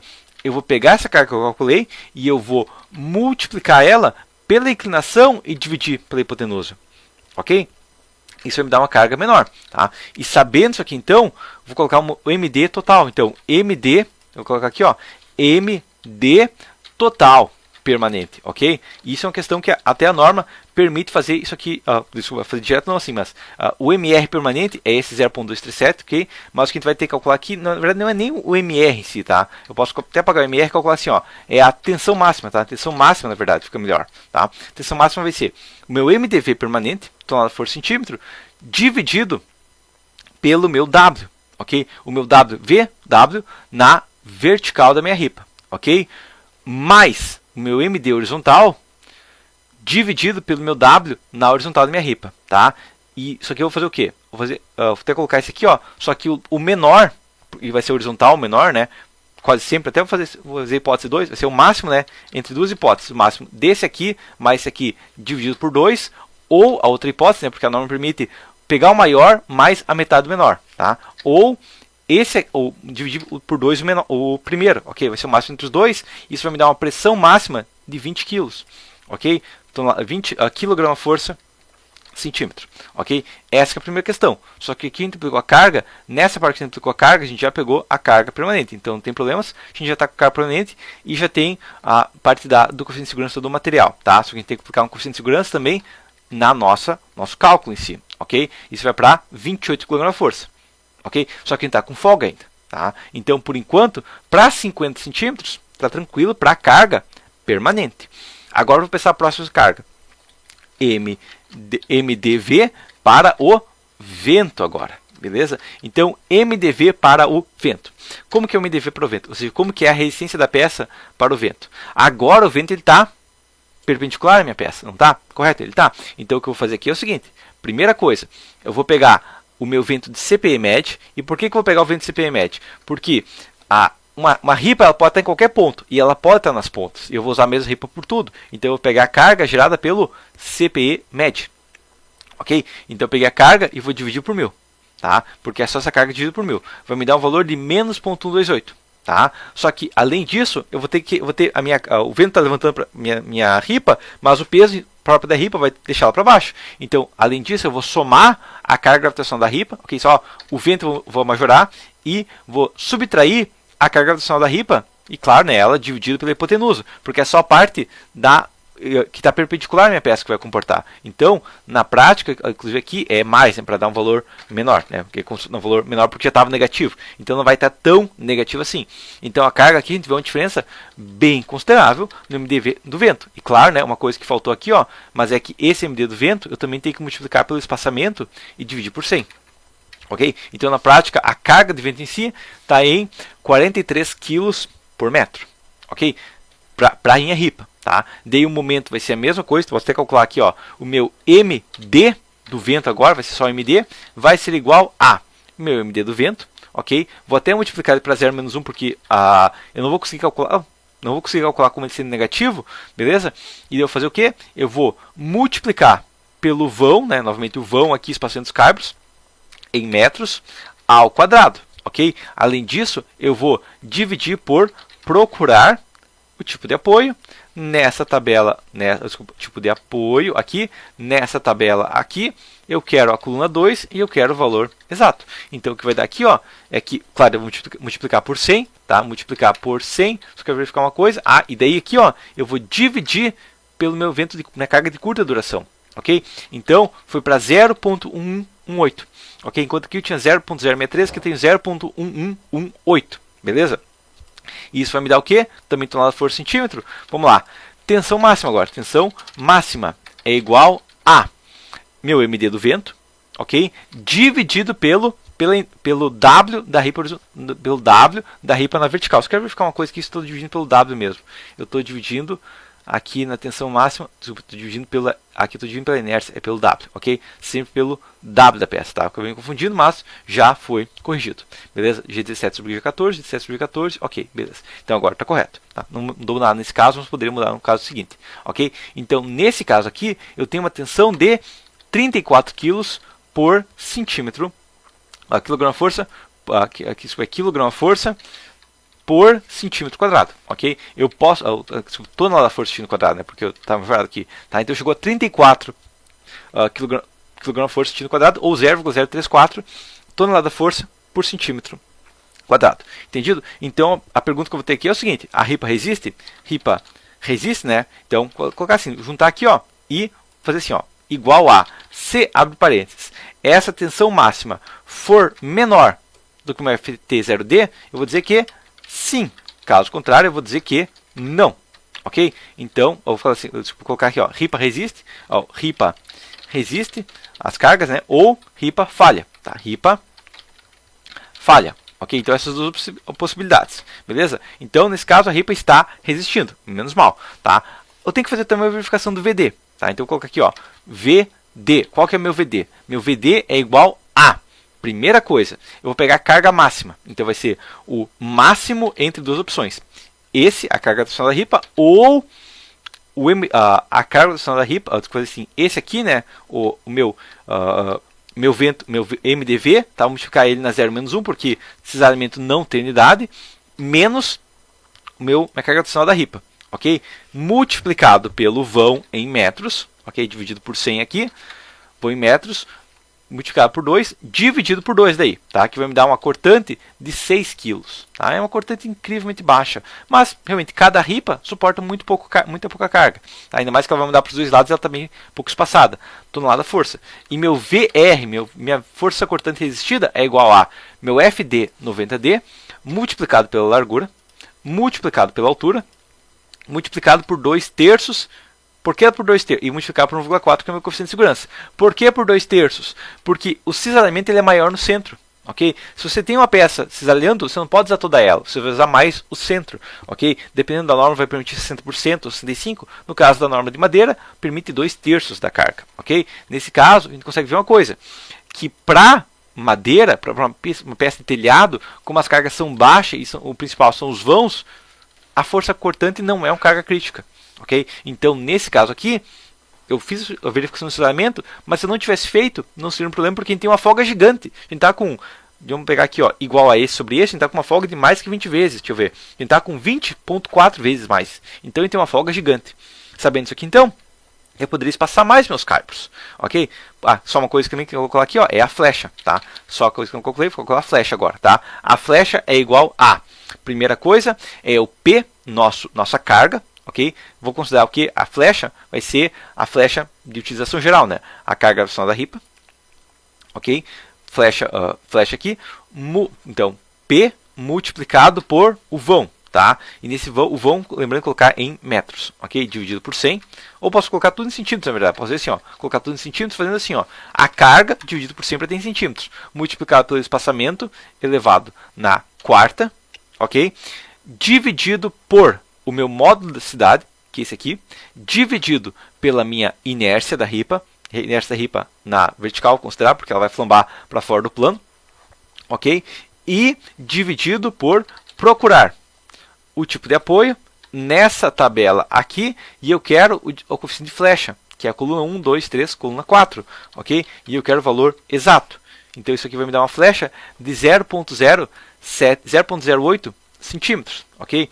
Então eu vou colocar aqui, ó, igual a, então eu vou colocar aqui, igual, e o flecha limite eu vou calcular, tá? A flecha limite, tá? A gente não tem na NBR 7190 em si flechas da peça, não posso usar pela norma 8800, que ela tem uma regra específica para terças em si, é o vão dividido por 180, ok? Então nesse caso aqui também está tranquilo a flecha, tá? A gente pode ver aqui, ó, 0,28 centímetros. Então, igual, se, parênteses, esse aqui for menor do que a flecha, eu vou dizer que a viga ou ripa com flecha excessiva. Ou caso contrário, eu não vou dizer nada. Ok? Então, beleza, eu não vou dizer nada se não tem algum caso. Mas agora, viu o quê? Que 50 centímetros está ok. Eu posso colocar meus caibros mais afastados. Quem sabe se eu colocasse 60. Beleza. 75 centímetros. Opa, 75 eu não consigo. Quem sabe 70. Beleza. Com 70 centímetros, ela resiste. Ok? Eu estou com 0,66, posso chegar a 0,71. Quem sabe colocar 71 centímetros. Dá para colocar, né? Quem sabe aí, ó. 71 vai. 72 vai. 73 não vai. 72,5 vai. Beleza. Então, o meu vão máximo, eixo a eixo entre os caibros, é 72,5. Tá? Claro, na prática dificilmente eu vou fazer tão quebrado. Eu tenho que aproveitar o que eu tenho no telhado. Ah, mas o espaçamento entre os pórticos é 4 metros. Então vai ser 400 dividido por esse aqui. Na prática eu vou ter que trabalhar com 6. Então não vai dar para aproveitar. Tá? Mas depende do caso, eu consigo apertar esse 72,5. Beleza? Então essa é a primeira parte. O dimensionamento da nossa ripa em si. Agora a gente tem a mesma regra aqui. Até fazer assim, eu vou até abrir um pouco de espaço. Tá? Se eu tenho que copiar isso aqui, ó, vou abrir um pouco de espaço e calcular o caibro agora. Ok? Então, e o caibro, na verdade, agora que a gente já calculou a primeira vez, ele vai ser muito rápido de calcular. Por que vai ser tão rápido? Caibro. Ok? Qual que são as cargas do caibro? Então vamos lá. Caibro, primeira coisa. Colocar aqui separado, não, mas colocar aqui, ó. Que eu posso colocar só o título aqui, né? Aqui eu vou colocar título, né? Caibro aqui, ó. Coloquei em maiúsculo, tá? Porque eu vou dimensionar um caibro aqui. Bom, primeira coisa que eu tenho do caibro é o seguinte. Qual é o W do caibro? Aí eu tenho que determinar ele. Beleza? Então puxei uma linha aqui, ó. Então vamos lá. Largura. Então, largura do caibro, ok? Largura do caibro, ok? E geralmente a gente trabalha com caibro, que é chamado de caibro. Mas eu posso testar outra coisa. Posso testar uma peça ficar de pé, por exemplo. Tá? Vamos aqui. Então o que eu tenho aqui é o seguinte. Eu posso ter, vamos pensar nas seções que tem aqui. Eu tenho esse caibro aqui, ó. Esse caibro aqui é um caibro leve, pode ser de 5x6. Então o caibro de 5x6 está tranquilo. Nada, é o caibro leve, né? Eu poderia trabalhar com sarrafo 3.8 por 7,5 também. É uma coisa que eu posso testar. Quem sabe eu faço usando sarrafo, usar um caibro. Nada me proíbe, tá? Deixa eu ver. 5 vezes 6. 5 vezes 6 dá 30. E 3,8 vezes 7,5 dá 28,5. Então, dividido por 30, eu consigo economizar 5% trabalhando com esse sarrafo aqui. Talvez compense, talvez não. Vamos analisar. Nesse caso, vou colocar o caibro tendo 5 centímetros. E a altura do caibro, ok, vai ser, digamos, de 6 centímetros. Tá? Vou deixar ele de pé. Tá? E aqui, deixando ele de pé, a gente vai entrar numa questão que não tinha entrado ainda. Que é a flambagem lateral por torção. Tá? Porque ele é mais alto do que ele é largo. Ok? Bom, entendido isso aqui. Vamos lá. Espaçamento agora. Agora que eu calculei os caibros, eu vou colocar o espaçamento das terças. Porque é o espaçamento do que apoia o caibro. Ok? Então o espaçamento das terças, vamos tentar colocar 2 metros agora das terças. Beleza? Bom, vamos lá. Inércia do caibro. Qual que vai ser a inércia do caibro? A inércia do caibro, a gente vai seguir a mesma fórmula. Tá? E agora tem uma questão. Eu não preciso mais me preocupar com carga fora do plano. Porque o caibro, ele está alinhado com a carga, ok? Ah, mas quando ele tem uma carga aqui, e onde está o caibro aqui, e tem uma carga para cá, ainda está alinhado com ele, tá? Ele não está deitado, o caibro mal bem está na vertical, ok? E tecnicamente, o que ele tem inclinado, ele ganha na altura na horizontal. Claro que importa na diagonal, mas ele está sempre na vertical, ok? Então a inércia do caibro é a altura ao cubo multiplicado pela largura dividido por 12. Ok, então o caibro a gente consegue ver, né? Comparado aqui, ó, a ripa que eu tinha a maior inércia 20, ele tem 90, porque ele é bem mais volumoso e mais alto. Ok, próxima situação, W do caibro. Ok, então W também vai ser bem maior, não tanto, mas vai ser maior. Ele vai ser igual a largura multiplicado pela altura ao quadrado sobre 6, agora sobre 6, ok, que vai me dar 30 centímetros ao cubo. Beleza? Então esse é o centímetro ao cubo do meu caibro. Até colocar umas casas a mais aqui, tá? Mas nesse caso aqui deu o valor exato mesmo, beleza? Tá? Porque ele tem um 6 aqui, então como eu divido por um múltiplo de 6, vai dar geralmente um valor exato, beleza? Tendo W do caibro, o que eu tenho que calcular é o seguinte. Bom, carga gravitacional, então carga gravitacional no caibro, tá? Qual a carga, pode ser a gravitação do caibro, ou só colocar carga gravitacional, né? Carga gravitacional, já que está falando caibro ali em cima, não preciso repetir, tá? Por que colocar carga gravitacional no caibro? Como que a gente calcular? Tem que calcular tudo de novo? Não. Eu vou pegar o quê? Eu vou pegar a carga das ripas, ok? Multiplicar ela pelo espaçamento dos caibros, dividir pelo espaçamento das ripas, e eu já tenho a carga que a ripa aplica no caibro com o espaçamento ajustado, ok? E daí, claro, mais o volume do caibro. Esse aqui multiplicado por esse aqui, dividido por 100 ao quadrado, multiplicado pela densidade. Então a carga no meu caibro base é de 39 kg força tonelada-força por centímetro quadrado, né? 39 kg-força ou 0,039 kg-força. E a carga de vento, né? De vento vai ser igual a, já tem a carga de vento, mesma fórmula, e aqui nem preciso somar a carga do caibro. Vai ser a velocidade básica de vento a velocidade, cadê a carga de vento aqui? Não, esse é o MdV do vento, não. Essa aqui é a velocidade básica do vento. Esse aqui eu estou falando da velocidade B, quase vezes, não é o momento do vento, não, desculpe. Esse aqui é o não, isso aqui é a carga do vento, aqui, tá? Isso aqui é a carga do vento, 43 kg por centímetro quadrado, ó, por metro. E aqui eu vou pegar essa carga aqui também, multiplicar pelo espaçamento dos caibros e dividir pelo espaçamento das ripas, que vai me dar 94 kg-força por centímetro quadrado, ou 0,094 tonelada-força por centímetro quadrado. Beleza? Então agora já tenho todas as informações que eu preciso. Bom, agora o que eu vou fazer aqui, ó, é a tensão a tensão máxima, né? Ou tensão por peso próprio. Vou colocar por peso próprio aqui, por peso próprio. Vai ser igual a, primeira coisa. E uma coisa que faltou aqui. Agora no caibro, a gente pode pensar no momento. Tá? Agora no caibro vai ter pessoas andando sobre o caibro. Tá? Então aqui eu já recomendo considerar aquela regra da NBR 6120, até pegar a NBR 6120 aqui, beleza? Mas considerar o que? Aquela regra específica dos caibros aqui, ó, que é o que? Que todo elemento de coberturas deve ter essa carga aqui, ó, de 1 kN. Ok, de 1 kN, beleza? Então aqui eu vou considerar no caibro. Bom, a tensão de peso próprio ela é igual a carga gravitacional, que é tonelada-força por metro, tonelada-força por metro, ok? É uma carga distribuída, né? Igual a minha tensão da peça, ok? Multiplicada pelo vão ao quadrado, e aqui eu vou fazer o que? Tipo de apoio também, tá? Por que eu vou colocar de novo? Porque talvez as minhas ripas eu faça contínua, mas talvez o caibro, dependendo do espaçamento, eu vou colocar só um caibro simples. Ou talvez se eu cobertura pequeno, eu vou colocar só um caibro simples. Mas nesse caso eu vou imaginar que seja contínuo também, ok? Dividido por procurar, né? Procurar o tipo de caibro nessa tabela aqui, ó, de tipo de carga, de tipo de apoio, ok? Eu quero dividir pela coluna 2 e eu quero o valor exato, beleza? Então essa é a minha carga permanente, tá? Isso vai me dar esse aqui é a carga multiplicado, claro, e multiplicado pelo vão em metros, né? Não vão em centímetros, ok? Dividido por 100, né? Então dividido por 100 ao quadrado, né? Eu só vou multiplicar isso aqui por 1,4 para ter com coeficiente, colocar com segurança aqui, multiplicar por 1,4 e, além disso, multiplicar por 100 para ter tonelada-força centímetro, beleza? Então dá um momento vetor de 2,09 tonelada-força centímetro. Dentro da RIPA a gente está falando de 0,0132. Agora está falando de 2, tá? Mas o nosso W é bem maior. Então a tensão de peso próprio, ok? De peso próprio aqui, inclusive aqui eu já posso pegar essa, deixar por enquanto aqui, ó, mas a tensão de peso próprio é igual a esse aqui, momento vetor, dividido pelo meu W, ok? Dividido pelo meu W e, claro, dividido pelo meu coeficiente por ser uma carga permanente. Então, nesse caso aqui, ó, a tensão está dando 113. Eu vou pegar essa mesma informação aqui, ó, e tá aconteceu o quê? Só que colocar caibro, né? Caibro falha ou caibro resiste, ok? Caibro falha, caibro resiste. Tá? E nesse caso, com esse espaçamento aqui de 2 metros, eu quero o quê? Eu quero que essa carga aqui seja menor do que a tensão admissível, que é esse FT0D, ok? Nesse caso o caibro falha, não adianta. Quem sabe se colocasse 1,80 m? Está 113, vai para 92, não dá. 1,60 m. 1,50 m, beleza, então 1,50 m resiste por enquanto. Tá? Mas isso aqui é só por enquanto, porque eu tenho uma outra informação para calcular.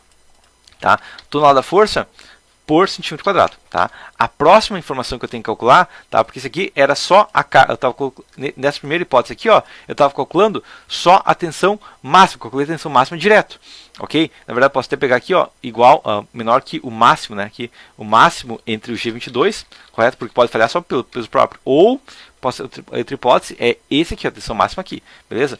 Que tem outras hipóteses, por enquanto está resistindo, beleza?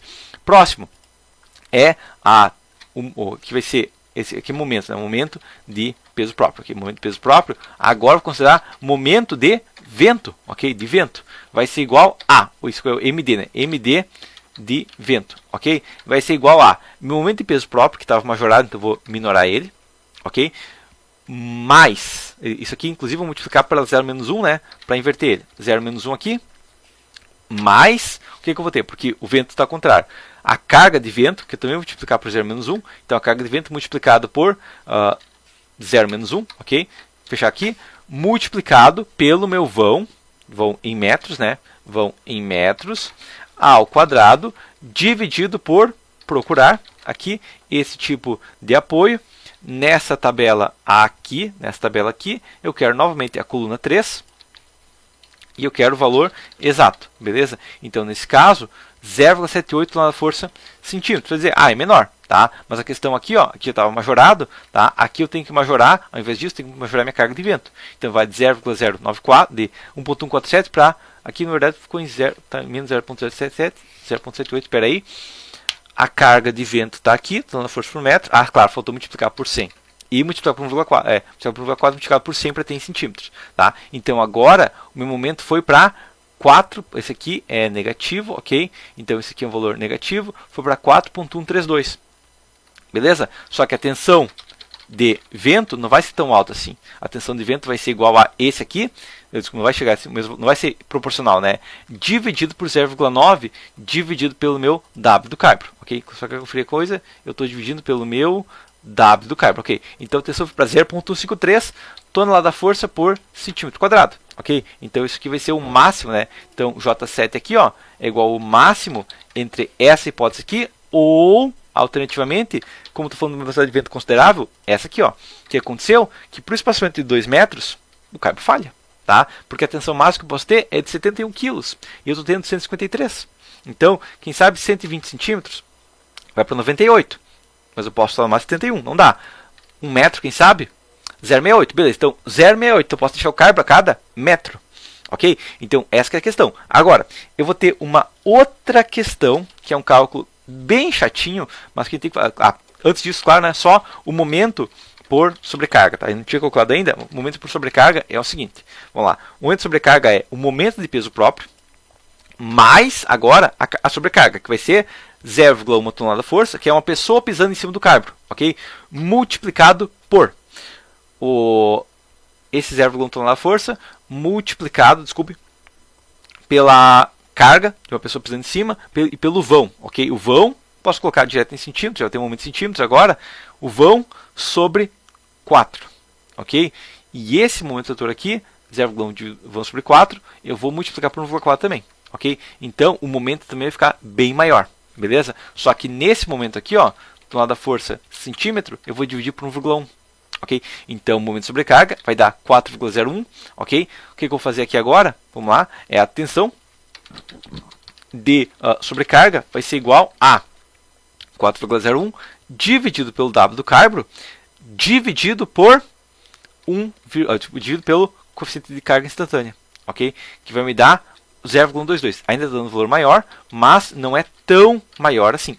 Desculpe. E uma outra questão é que o coeficiente de segurança, por ser uma sobrecarga instantânea, vai ser uma sobrecarga permanente, a gente pode multiplicar por 1,2. Ok? Então isso aqui multiplicado por 1,2 dividido por 1,4. Ok? Porque isso é uma carga rápida, tá? Mas o que vai acontecer aqui agora é o máximo entre essa aqui, ou ainda tem essa opção da sobrecarga, tá? Então o Caibro vai falhar ainda assim, tá? Mas eu posso fazer reduzido vão. Então 104 não vai, 90 centímetros não vai, 80 centímetros não vai, 75 centímetros ou 70 aqui, 70 vai. 72, capaz de dar mesmo 71 centímetros aqui, ó. 70. 70,5, 70,5 seria o máximo do meu Caibro. Ok? Então se eu trabalhar com esse Caibro de 5 por 6, é no máximo aqui 70,5. Se eu tentar trabalhar com aquele Caibro, ou tentar trabalhar com o sarrafo de 3,8 por 7,5, quem sabe? 3,8 por 7,5. Vai acontecer o quê?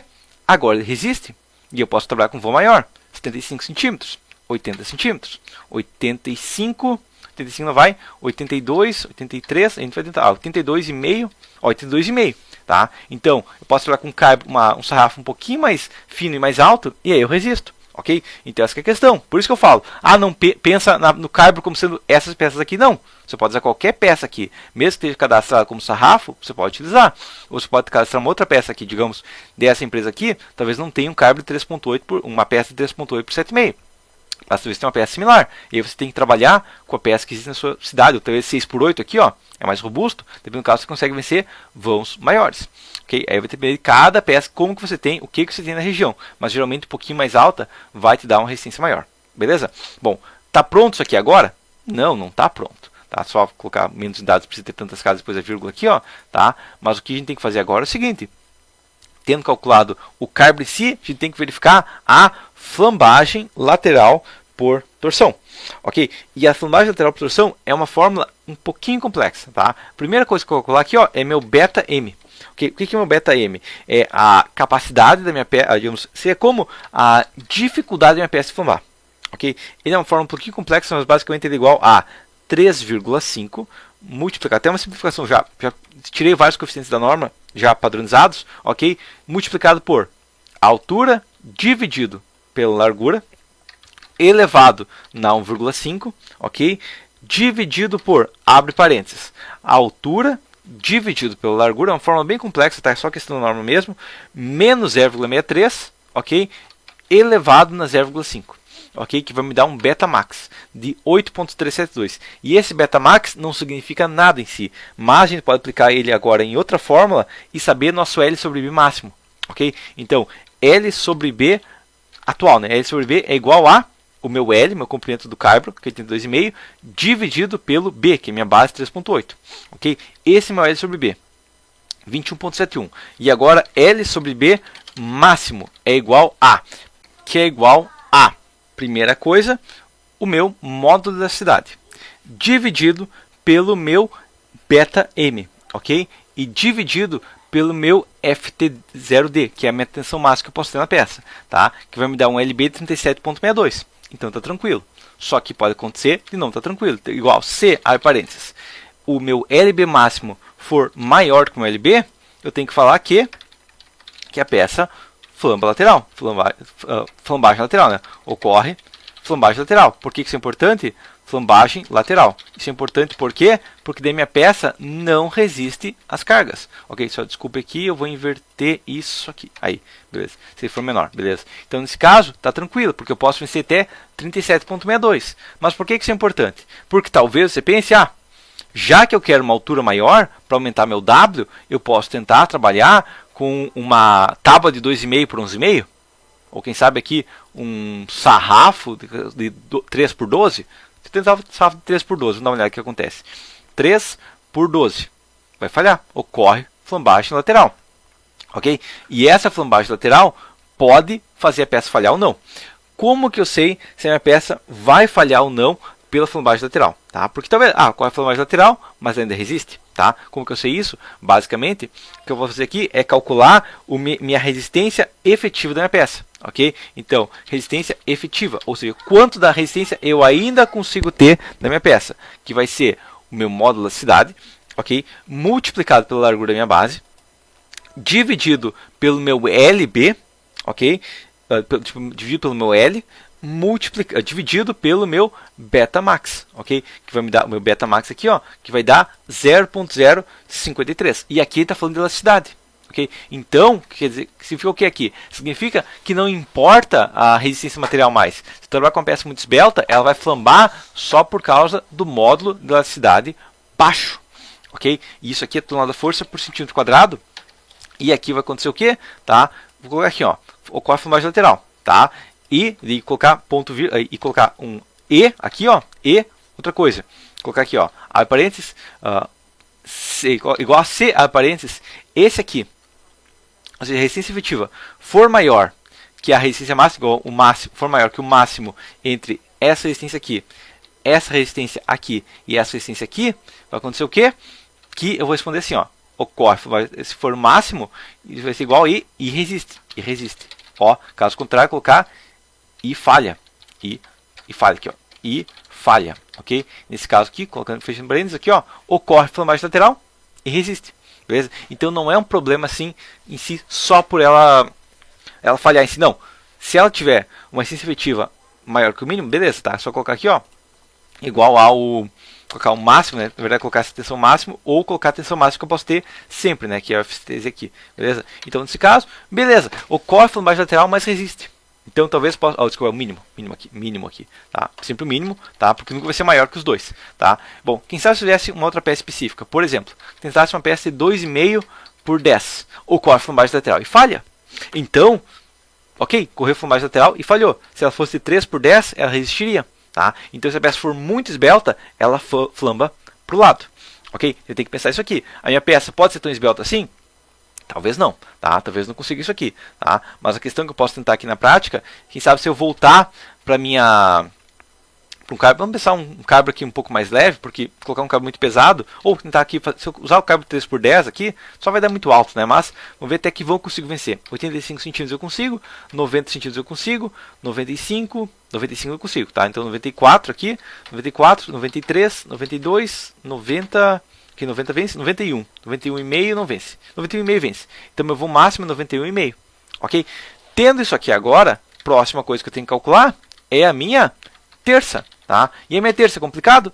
São as mesmas fórmulas, tá? Só que a terça, agora ela volta para a última questão.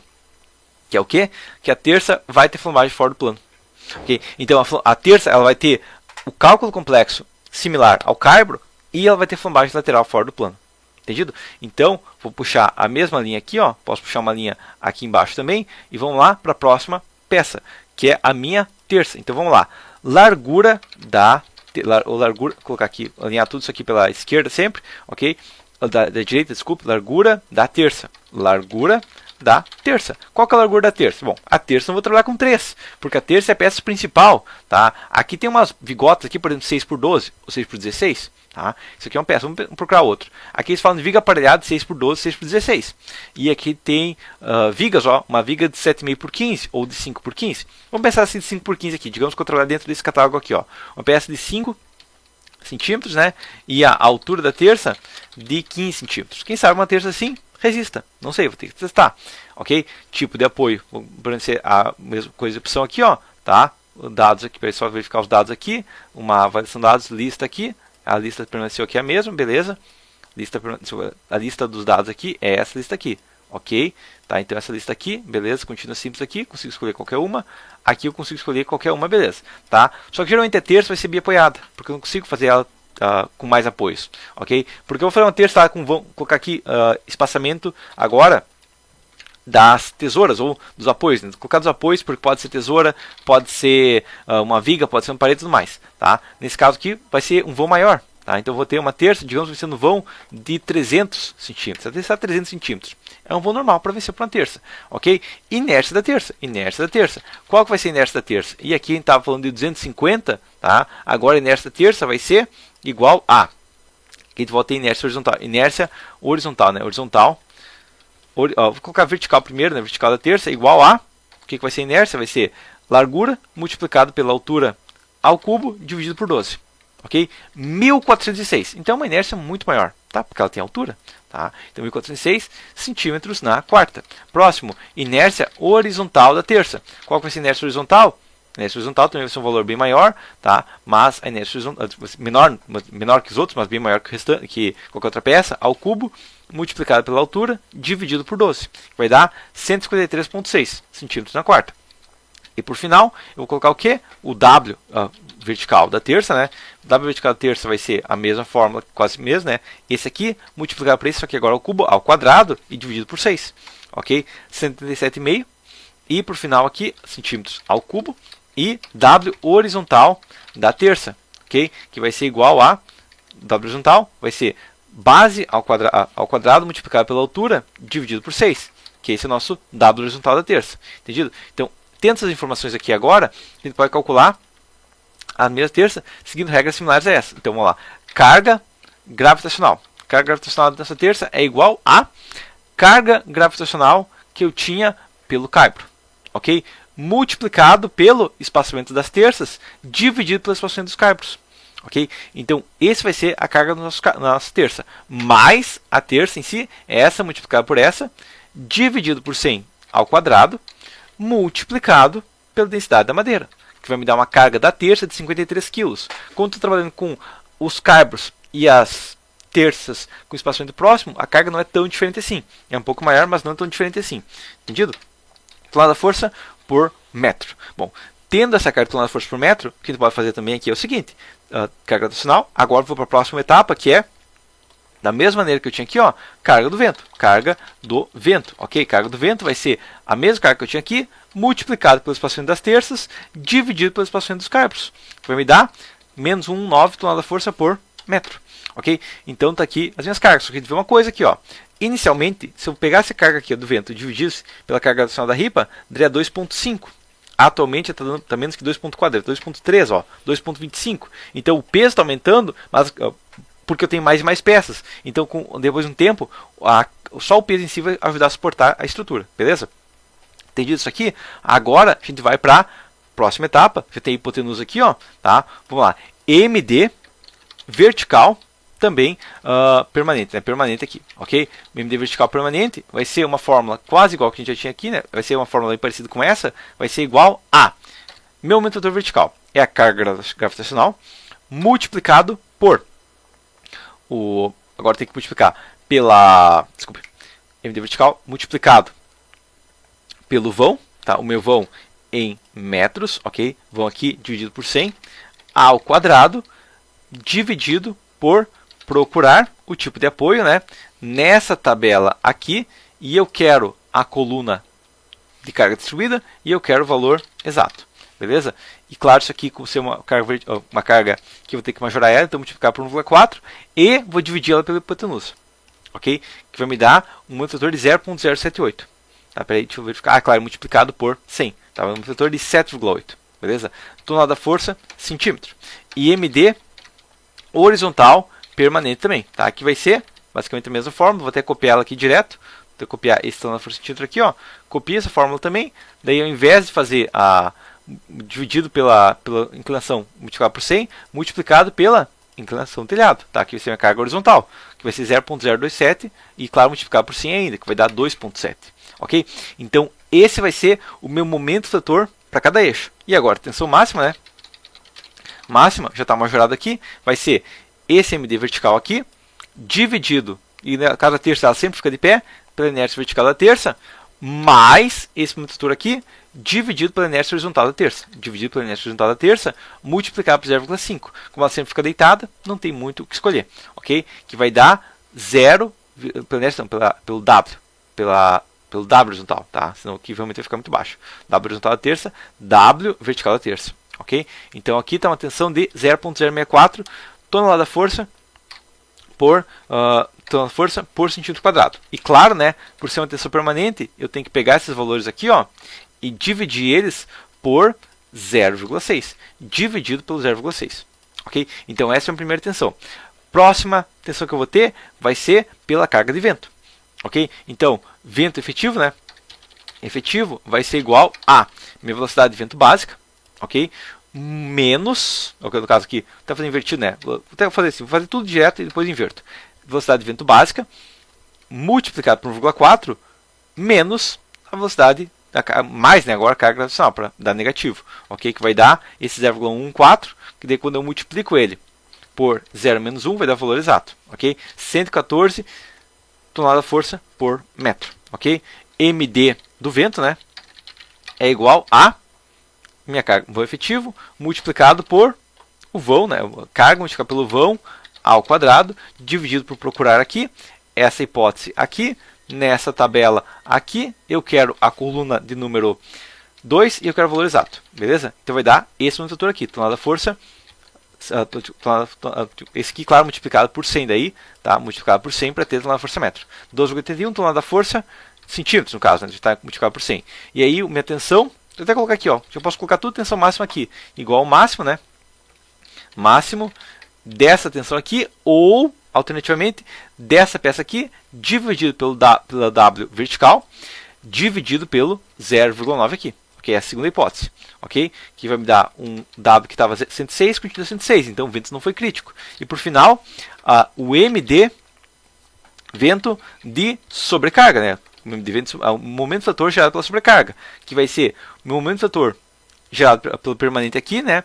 Multiplicado por 1,2 sobre 1,4, ok? Que vai ser meu coeficiente relativo, tá? Porque eu vou ter uma carga... o coeficiente de segurança é só de 1,2 para uma carga instantânea, ok? Mais o que eu vou ter? Eu vou ter minha carga de 0,1. Essa carga permanece. 0,1, que é a carga de uma pessoa caminhando, multiplicado por o meu vão, tá? Que eu posso colocar já em 30 centímetros direto, ok? Dividido por procurar, ok? Eu quero procurar esse tipo de apoio aqui. Nessa tabela aqui, eu quero a coluna número 3 e eu quero o valor exato. Falso, ok? E o que eu tenho que fazer? Tenho que multiplicar por 1,2, ok? Que vai me dar um momento fator de 15,73 tonelada da força centímetro, que é maior, mas a gente tem que lembrar também que o nosso coeficiente em si é maior. Espera aí, inclusive uma coisa aqui, 0,1, que não é dividido por 4. Aqui é dividido por procurar. É dividido por procurar, tá? Uma coisinha que eu acabei esquecendo aqui, mas é dividido pelo tipo de apoio, que no caso do caibro não é o mesmo, tá? Procurar aqui, nessa tabela aqui, eu quero a coluna 3 e valor exato, tá? Então, quem sabe eu posso colocar os caibros um pouquinho mais afastados. Ok? Eu estava com a tensão máxima aqui, ó, quem sabe eu consigo colocar um pouquinho mais. Tá? MDV aqui, e agora a tensão máxima é igual a isso aqui, ou alternativamente, esse momento fator aqui, também dividido, desculpa, aqui, esse momento fator aqui de sobrecarga, eu vou ter um momento fator horizontal também, momento fator horizontal de sobrecarga aqui, ó, que vai ser igual a, colocando aqui, ó, vamos lá, que vai ser igual, como é proporcional, é esse aqui, dividido por esse aqui, ó, multiplicado por esse aqui. Okay? Então vai ser proporcional, não tem como mudar. 5,5. Okay? Se a pessoa estiver andando na terça, ela vai gerar um momento fator horizontal de 5,5. Minha tensão máxima, então, agora, última opção, vai ser de, abre parênteses aqui, então, meu momento fator vertical dividido pelo meu dado vertical, mais meu momento fator horizontal dividido pelo meu W horizontal, e tudo isso aqui eu divido pelo meu coeficiente de carga instantânea. Beleza? Então vai continuar o quê? Agora foi para 0,156. Ou seja, a minha carga crítica não está sendo vento. Minha carga crítica não está sendo nem o peso próprio. Minha carga crítica está sendo... sim, isso é uma coisa aqui. Eu tenho que esqueci de fazer uma coisa aqui. Que é a segunda carga eu multiplico por 0,5. Tá? Mas a minha carga crítica ainda assim está sendo uma pessoa caminhando em cima da terça. Ok? Por que isso é importante? Porque talvez se eu aumentar um pouco a terça, eu consigo aumentar o vão proporcionalmente, porque o momento fator não está ao quadrado ainda, ele está só proporcional ao vão. Okay? Significa o quê? Significa que o motivo que eu estou com o momento fator, minha peça falhando, é porque provavelmente o vão está muito pequeno e a peça está muito pequena. Tá? Porque ao contrário de uma sobrecarga, que é uma carga distribuída, se você dobra o vão, você quadruplica a sobrecarga, o momento. Agora, se você tem uma carga concentrada, você dobra o vão, só dobra o momento. Ok? Então, entendido isso aqui, vamos lá. Pergunta aqui, ó, se caibro resiste ou não. Então, vamos lá. Junto aqui, igual a, se abre parênteses, essa carga aqui, ó, tensão máxima, for maior do que uma FT 0D, eu quero dizer que a terça falha, ok? Caso contrário, quer dizer que a terça resiste, ok? E nesse caso, a terça falhou, que é um problema, mas... beleza, entendi que a terça falhou. Quem sabe tentar essa terça, ó, ela tá com eu quero 114 aqui, ó. Minha aqui, tensão máxima aqui, só que eu estou pegando o ponto correto, tensão máxima 116. Então, se eu tivesse, eu quero chegar a 71 aqui, ó. Se eu tivesse uma terça, por exemplo, de 6 por 16, ia para 83. Então, ó, 5 por 15, 116. 6 por 16 é 83. Por que uma diferença tão grande? Por quê? Porque a minha peça, ela... qualquer ganho de resistência é considerável, ok? Porque a gente está falando de uma peça que o motivo dela estar falhando é realmente uma falta de W, basicamente. Então, qualquer ganho da resistência eu consigo vãos bem maiores. Tá? Essa que é a primeira questão. E outra questão é a seguinte. Vamos dar uma olhada aqui, ó. Por exemplo, eu tenho essa peça aqui, ó, de 5 por 20. Quem sabe a gente teste ela, ó. Quem sabe uma peça de 5 por 20. Vai acontecer o quê? Que ela vai... aqui ela tá falhando. Peraí. Ela está falando por mínima coisa, 74 agora, tá? Mas a questão é que a terça, por estar inclinada, ela está sofrendo um pouco de momento fator fora do plano. Ok? E a outra questão que a gente verificou aqui, ó, tem que calcular o beta max também para a nossa terça, porque ela é alta. Ok? Então vamos lá. Beta max vai ser uma fórmula similar. Até posso ter copiado ela aqui, ó, e só ajustar qual informação que ela tem que pegar. Ok? Então essa mesma fórmula aqui, ó, só que eu vou jogar o quê? Ao invés de ser a altura do caibro, vai ser a altura da terça. Então jogamos para cá, jogamos para cá. Jogamos para cá e por fim jogamos para cá, ok? Jogamos para cá, beleza? Então Betamax 10.68, L sobre B máxima, então L sobre B máxima agora vai ser igual, para ter que copiar a fórmula para não começar errado aqui, ó, igual a essa mesma fórmula, o L sobre B efetivo aqui, ó, só vou jogar isso aqui para baixo, né? Então LB é esse aqui, ok? 91,5 aqui eu posso jogar para cá, beleza? 50 meu LB máximo e LB máximo aqui que eu posso ter no caso. Novamente eu vou copiar, porque a fórmula já está pronta, só preciso mudar a minha referência. Então LB máximo é igual a, jogamos para cá, ele vai ser igual a, só usando esse beta máximo aqui, ó, esse beta máximo aqui, esse 071 fica, esse ED fica. Vai dar o que? 29,5. Então, significa o quê? Que ocorre flambagem lateral. Tá? Só que eu vou calcular a resistência efetiva também. Resistência efetiva, tá? Que está aqui minha resistência efetiva. Ok? E daí eu vou fazer o quê? Eu vou fazer a resistência efetiva, copiá-la aqui novamente, tá? E jogar ela aqui. E vamos dar uma olhada como que fica essa peça na prática. Então, só vou jogar isso aqui para cá. Jogar esse aqui para cá. E vou pegar meu beta máximo aqui, ó. Que vai ser esse beta máximo aqui. Tá? Que vai dar 0,042. Então, vou pegar a mesma opção aqui, ó, tá? E colocar aqui também para o lado. Tá? Então, ocorre flambagem lateral desculpa, aqui. Só tenho que mesclar tudo de novo, né? Porque eu não posso pegar as mesmas informações. Jogo aqui também. Tá? E eu tenho que só mudar o ponto que eu pego as informações. Então, vamos lá. Primeira coisa, J14, que é meu LB máximo aqui, ó. Tá? Esse LB máximo, eu vou jogar o LB máximo para cá. Tá? Resistência efetiva está aqui. L sobre B está aqui. Minha tensão de sobrecarga está aqui. Tensão de sobrecarga vai ter só uma tensão aqui, ó. Então eu vou pegar tudo, verificar para a mesma tensão. Tensão máxima aqui, tensão máxima, tensão de vento aqui e a tensão de peso próprio aqui, né? Que é só o máximo dessas três aqui, vai ser a mesma, então não tem porquê, tá? Por final aqui em cima, eu não estava verificando mais nada, beleza? Então nesse caso, essa terça está falhando, ok? Então a questão que eu tenho aqui é o seguinte, vamos lá. Meu espaçamento de 300 centímetros, está falhando. Coisa que eu posso testar. Quem sabe 280 centímetros. Ainda falha. 250 centímetros. Agora, a terça resistindo, mas ocorre flambagem lateral e dela falha. Ok? Então, essa que é a questão que está falhando. Ela não está falhando porque ela está falhando em si. Ela está falhando por causa da flambagem lateral. Ok? Então, vamos ver aqui. Também está falando por causa da flambagem lateral, tá? E aí o problema é realmente módulo de elasticidade. Pouco importa a resistência da minha terça em si, tá? O problema é meu módulo de elasticidade, tá? Ela tem tá 70, ou pode chegar a 71 aqui, né? E ela está com 50, tipo, ela consegue chegar a um Betamax 10.8. Só quero verificar uma coisa aqui. Resistência efetiva é de 50 kg força e ele está com uma resistência efetiva atualmente de 64. Então, tem que reduzir o volume um pouco mais. 225 centímetros, 225 resiste. 230, tá? Lembrando que 227, 226, tá? Então, nesse caso, meu espaçamento máximo é 226 centímetros para minha terça, de 91,5 para meu caibro e 72,5 para minha ripa, ok? Entendido esse cálculo aqui? Significa que a gente tem que usar isso aqui? Não. E uma coisa que faltou, tá? Volume de madeira. Volume de madeira. Como que está o volume de madeira? Volume de madeira total, tá? Opa, volume de madeira básico, né? Vai ser igual a... Primeira coisa que eu vou calcular é o volume da minha ripa. É o volume aqui, ó. É esse aqui multiplicado por esse aqui. Dividido por 100 ao quadrado. Multiplicado pelo meu espaçamento em metros. Ok? Vai me dar o meu volume de ripas. Então, esse aqui é o meu volume de ripas. Mais, então, vou colocar aqui, ó, volume de ripas primeiro, né? Volume das ripas, ok? E claro, é um valor bem pequeno, mas é normal. Volume dos caibros, ok? Dos caibros, ok? Colocar o volume dos caibros sendo igual a mesma fórmula aqui, só usando os caibros, é igual a largura do caibro, multiplicado pela altura do caibro, dividido por 100 ao quadrado, multiplicado pelo espaçamento dos caibros, dividido por 100 também, tá? Esse é o volume dos caibros, tá? Vou colocar a mesma casa aqui, a gente vê o quê?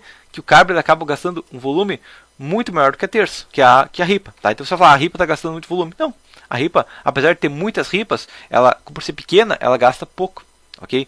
Então só verificar uma coisa aqui, esse aqui é B9 vezes B8 ao quadrado sobre 100, esse aqui dividido por B, ou aqui, espaçamento dos caibros, aqui eu estou colocando o espaçamento das ripas, ok? Então está correto aqui, beleza? Então meu caibro em si, ele acaba gastando muito mais volume, porque ele é uma peça mais robusta. Apesar de ter um espaçamento um pouco maior, ele acaba gastando realmente mais volume, beleza? Entendido isso aqui, é dividido, aqui, desculpe, eu acabei enganando, tá? É multiplicar pelo espaçamento sobre 100, vai dar o contrário, eu quero multiplicar por 100 e dividir pelo espaçamento, por isso a diferença tão grande, dividido pelo espaçamento, ok? Agora está correto, tá? Beleza, aqui ó, multiplicado por 100 e dividido pelo espaçamento, agora, pelo espaçamento aqui, tá? Então aqui espaçamento, aí correto, tá? Então agora, eu sei que tem uma diferença, mas não é tão grande aqui, aí beleza, então agora está o volume correto, tá? E volume das terças, ok? Volume das terças vai ser igual a, isso é uma questão importante de entender, tá? Que é a largura da terça, multiplicado pela altura da terça, dividido por 100 ao quadrado, multiplicado por 100, dividido pelo espaçamento das terças. Pelo espaçamento das terças, ok? Vai me dar o quê? Vai me dar um volume da terça aqui, ó, tá? O que a gente vê aqui? Você vai falar, a malha em si, né, o que a gente chama na prática da trama, está gastando muito volume de madeira. Mas, na verdade, o principal volume de madeira é da terça, ok? E o volume total é igual a, vamos colocar o volume total aqui, ó, vai ser igual a esse mais esse, ok? Então, está volume de 0,0177. Então, vou colocar aqui, ó, RS por metro cúbico, né? Porque geralmente madeira é comprada por metro cúbico. Vou imaginar que eu liguei para a madeira e falar, não, o Pinus é 800 ou 900 reais metro cúbico, digamos, tá? Vai variar dependendo da sua região e tudo mais. Digamos que na minha região específica está esse preço, tá? Pode ser menos, tá? Mas pode ser mais também, ok? Então, o RS por metro quadrado, né? Então, quanto que custa por metro quadrado para fazer a estrutura aqui? Vai custar, nesse caso, esse multiplicado por esse, R$ 15,89. Então, eu vou gastar, na prática aqui, ó, R$16 por metro quadrado de madeira. Entendido? Então, essa é a primeira parte do cálculo. Tá com a primeira parte? Então, porque eu vou te mostrar outra coisa agora. Vamos lá. E se eu trabalhasse com uma madeira de uma resistência diferente? Por exemplo, se eu usasse uma folhosa de 30, folhosa de 30, por exemplo. Só, muito mais caro. Vamos testar aqui, ó. Uma folhosa de 30. Tá? Vai acontecer o quê? Até não está aqui, ó, mas atualmente nosso custo aqui, ó, tá de RS, né? 15,89, tá? Vou anotar, pra gente lembrar, tá? Vou pegar uma folhosa de resistência 30. Não uma folhosa tão resistente, vou ter que colocar uma folhosa de 40 para entender melhor a situação, tá? Vou colocar uma folhosa de resistência de 40, ok? Você vai falar, tá, mas ela é mais cara, em vez de custar R$900, ela custa, sei lá, R$1.400 o metro cúbico, tá? Ou até mais, pode ser mais até, né? Já pode, dependendo do caso, uma folhosa de 60 pode custar mais ainda, ou uma madeira específica que não tem na sua região, pode ser mais cara ainda. Se na sua região só tem realmente coníferas, trabalha com coníferas. Mas agora uma folhosa de 40. Vamos dizer que ela vai custar R$1.500, ok? Vamos modificar isso aqui até vendo onde resiste, tá? Espaçamento dos carbos 70 centímetros, 2,5 cm, tá passando. 80 centímetros, tá passando. 90 centímetros, está passando. 1 metro, está passando. 1,10 m. 1,10 m falha. Então 1,5 m, 1,2 m. 1,2 m, vai colocar 1 metro para ficar arredondado. Tá? Espaçamento das terças. Tá tranquilo. Só esse irresiste aqui ficou feio, tá? Mas 1 metro. 1,10 m. 1,20 m. 1,25 m. 1,50 m, quem sabe? 1,60 m. 1,80 m. 1,80 m falha. 1,70 m. 1,65 m. 1,60 m. Aí, ó, tá? O carbo resiste e resiste, tá? Beleza, 1,60 m ele vence, tá? E agora vamos pensar as minhas terças. Minhas terças, tá, até olhar alguma coisa aqui que eu tenho que olhar, tá? Mas a questão é o seguinte, ó. Minha resistência, vou colocar aqui, é o mínimo entre essa aqui, ó, tá, já tá ok aqui. Então, resistência é 142 kg e atualmente minha tensão máxima é 79 kg. Então, eu posso colocar um espaçamento muito maior. 280, tranquilo. 300, tranquilo. 350, 350 falha. 320, 310... Vou colocar 300 mesmo, ok? Tá? 310% dos apoios. Dos apoios em si não muda nada porque eu não estou calculando os apoios em si. Tá? Mas a questão aqui foi o seguinte: nesse caso aqui, colocar uma telha mais robusta, um espaçamento bem maior, acabou economizando bastante volume. Não chegou a compensar? Não, está um pouco mais caro se for R$1.500. Tá? A gente estava calculando para 900. Então, vou fazer assim, ó, esse aqui dividido por 900. Qual que seria uma diferença aceitável entre as madeiras? Tá? Então, vou colocar menos 1 aqui, ó, uma diferença de 67% do custo não é aceitável, acaba dando custo maior, ok? Mas quem sabe, minha terça aqui 3,5 metros já falha, então 300 aqui, tá? Uma coisa que eu poderia testar também, gerar contínua, né? Gerar uma terça contínua simples, e aí, quem sabe vai ser um pouco maior, 320 centímetros, quem sabe? 320, 350, 340 aqui, 345 no máximo, mas aí tudo contínua simples. Então vou fazer o quê? R$1.400, quem sabe compensa? Ainda não, R$1.300. R$1.300 compensa, R$350 compensa. Então, se a sua madeira folhosa for 50% mais caro, vai quase compensar, tá? Tem um cara aqui, R$1.300 e fica mais barato, tá? Então, se for até 50%, a gente consegue competir de igual para igual, ok? Então, não é a questão que a madeira folhosa é mais cara e não vou usar. Dependendo do caso, compensa. Ainda mais se for pensar que a sua madeira folhosa, dependendo do caso que se for colocar que ela é de primeira categoria, se eu verifiquei ela, sem defeito, foi testado, mais que eu vou comparar para fazer uma madeira testada, eu posso fazer vãos até maiores. 1,10 m aqui, 1,20 m, 1,15 m, quem sabe? Ó, 1,15 m vence, daí 1,15 m vence o máximo aqui, daí o cara pode vencer, quem sabe, 1,65 m pelo menos, e aí ficar mais econômico ainda, entendeu? Daí quem sabe que R$1.350 compensa. ok? Então essa que é a questão. Dependendo de como você trabalha com a sua madeira, você consegue vencer vãos maiores com a mesma madeira, ok? Ou você consegue vencer vãos bem menores, ó, 375, 380, vou colocar, quem sabe 4 metros aqui, 4 metros não, 380, 385, 390, 385, tá? Mas eu consigo vãos bem maiores com a madeira de maior qualidade, ok?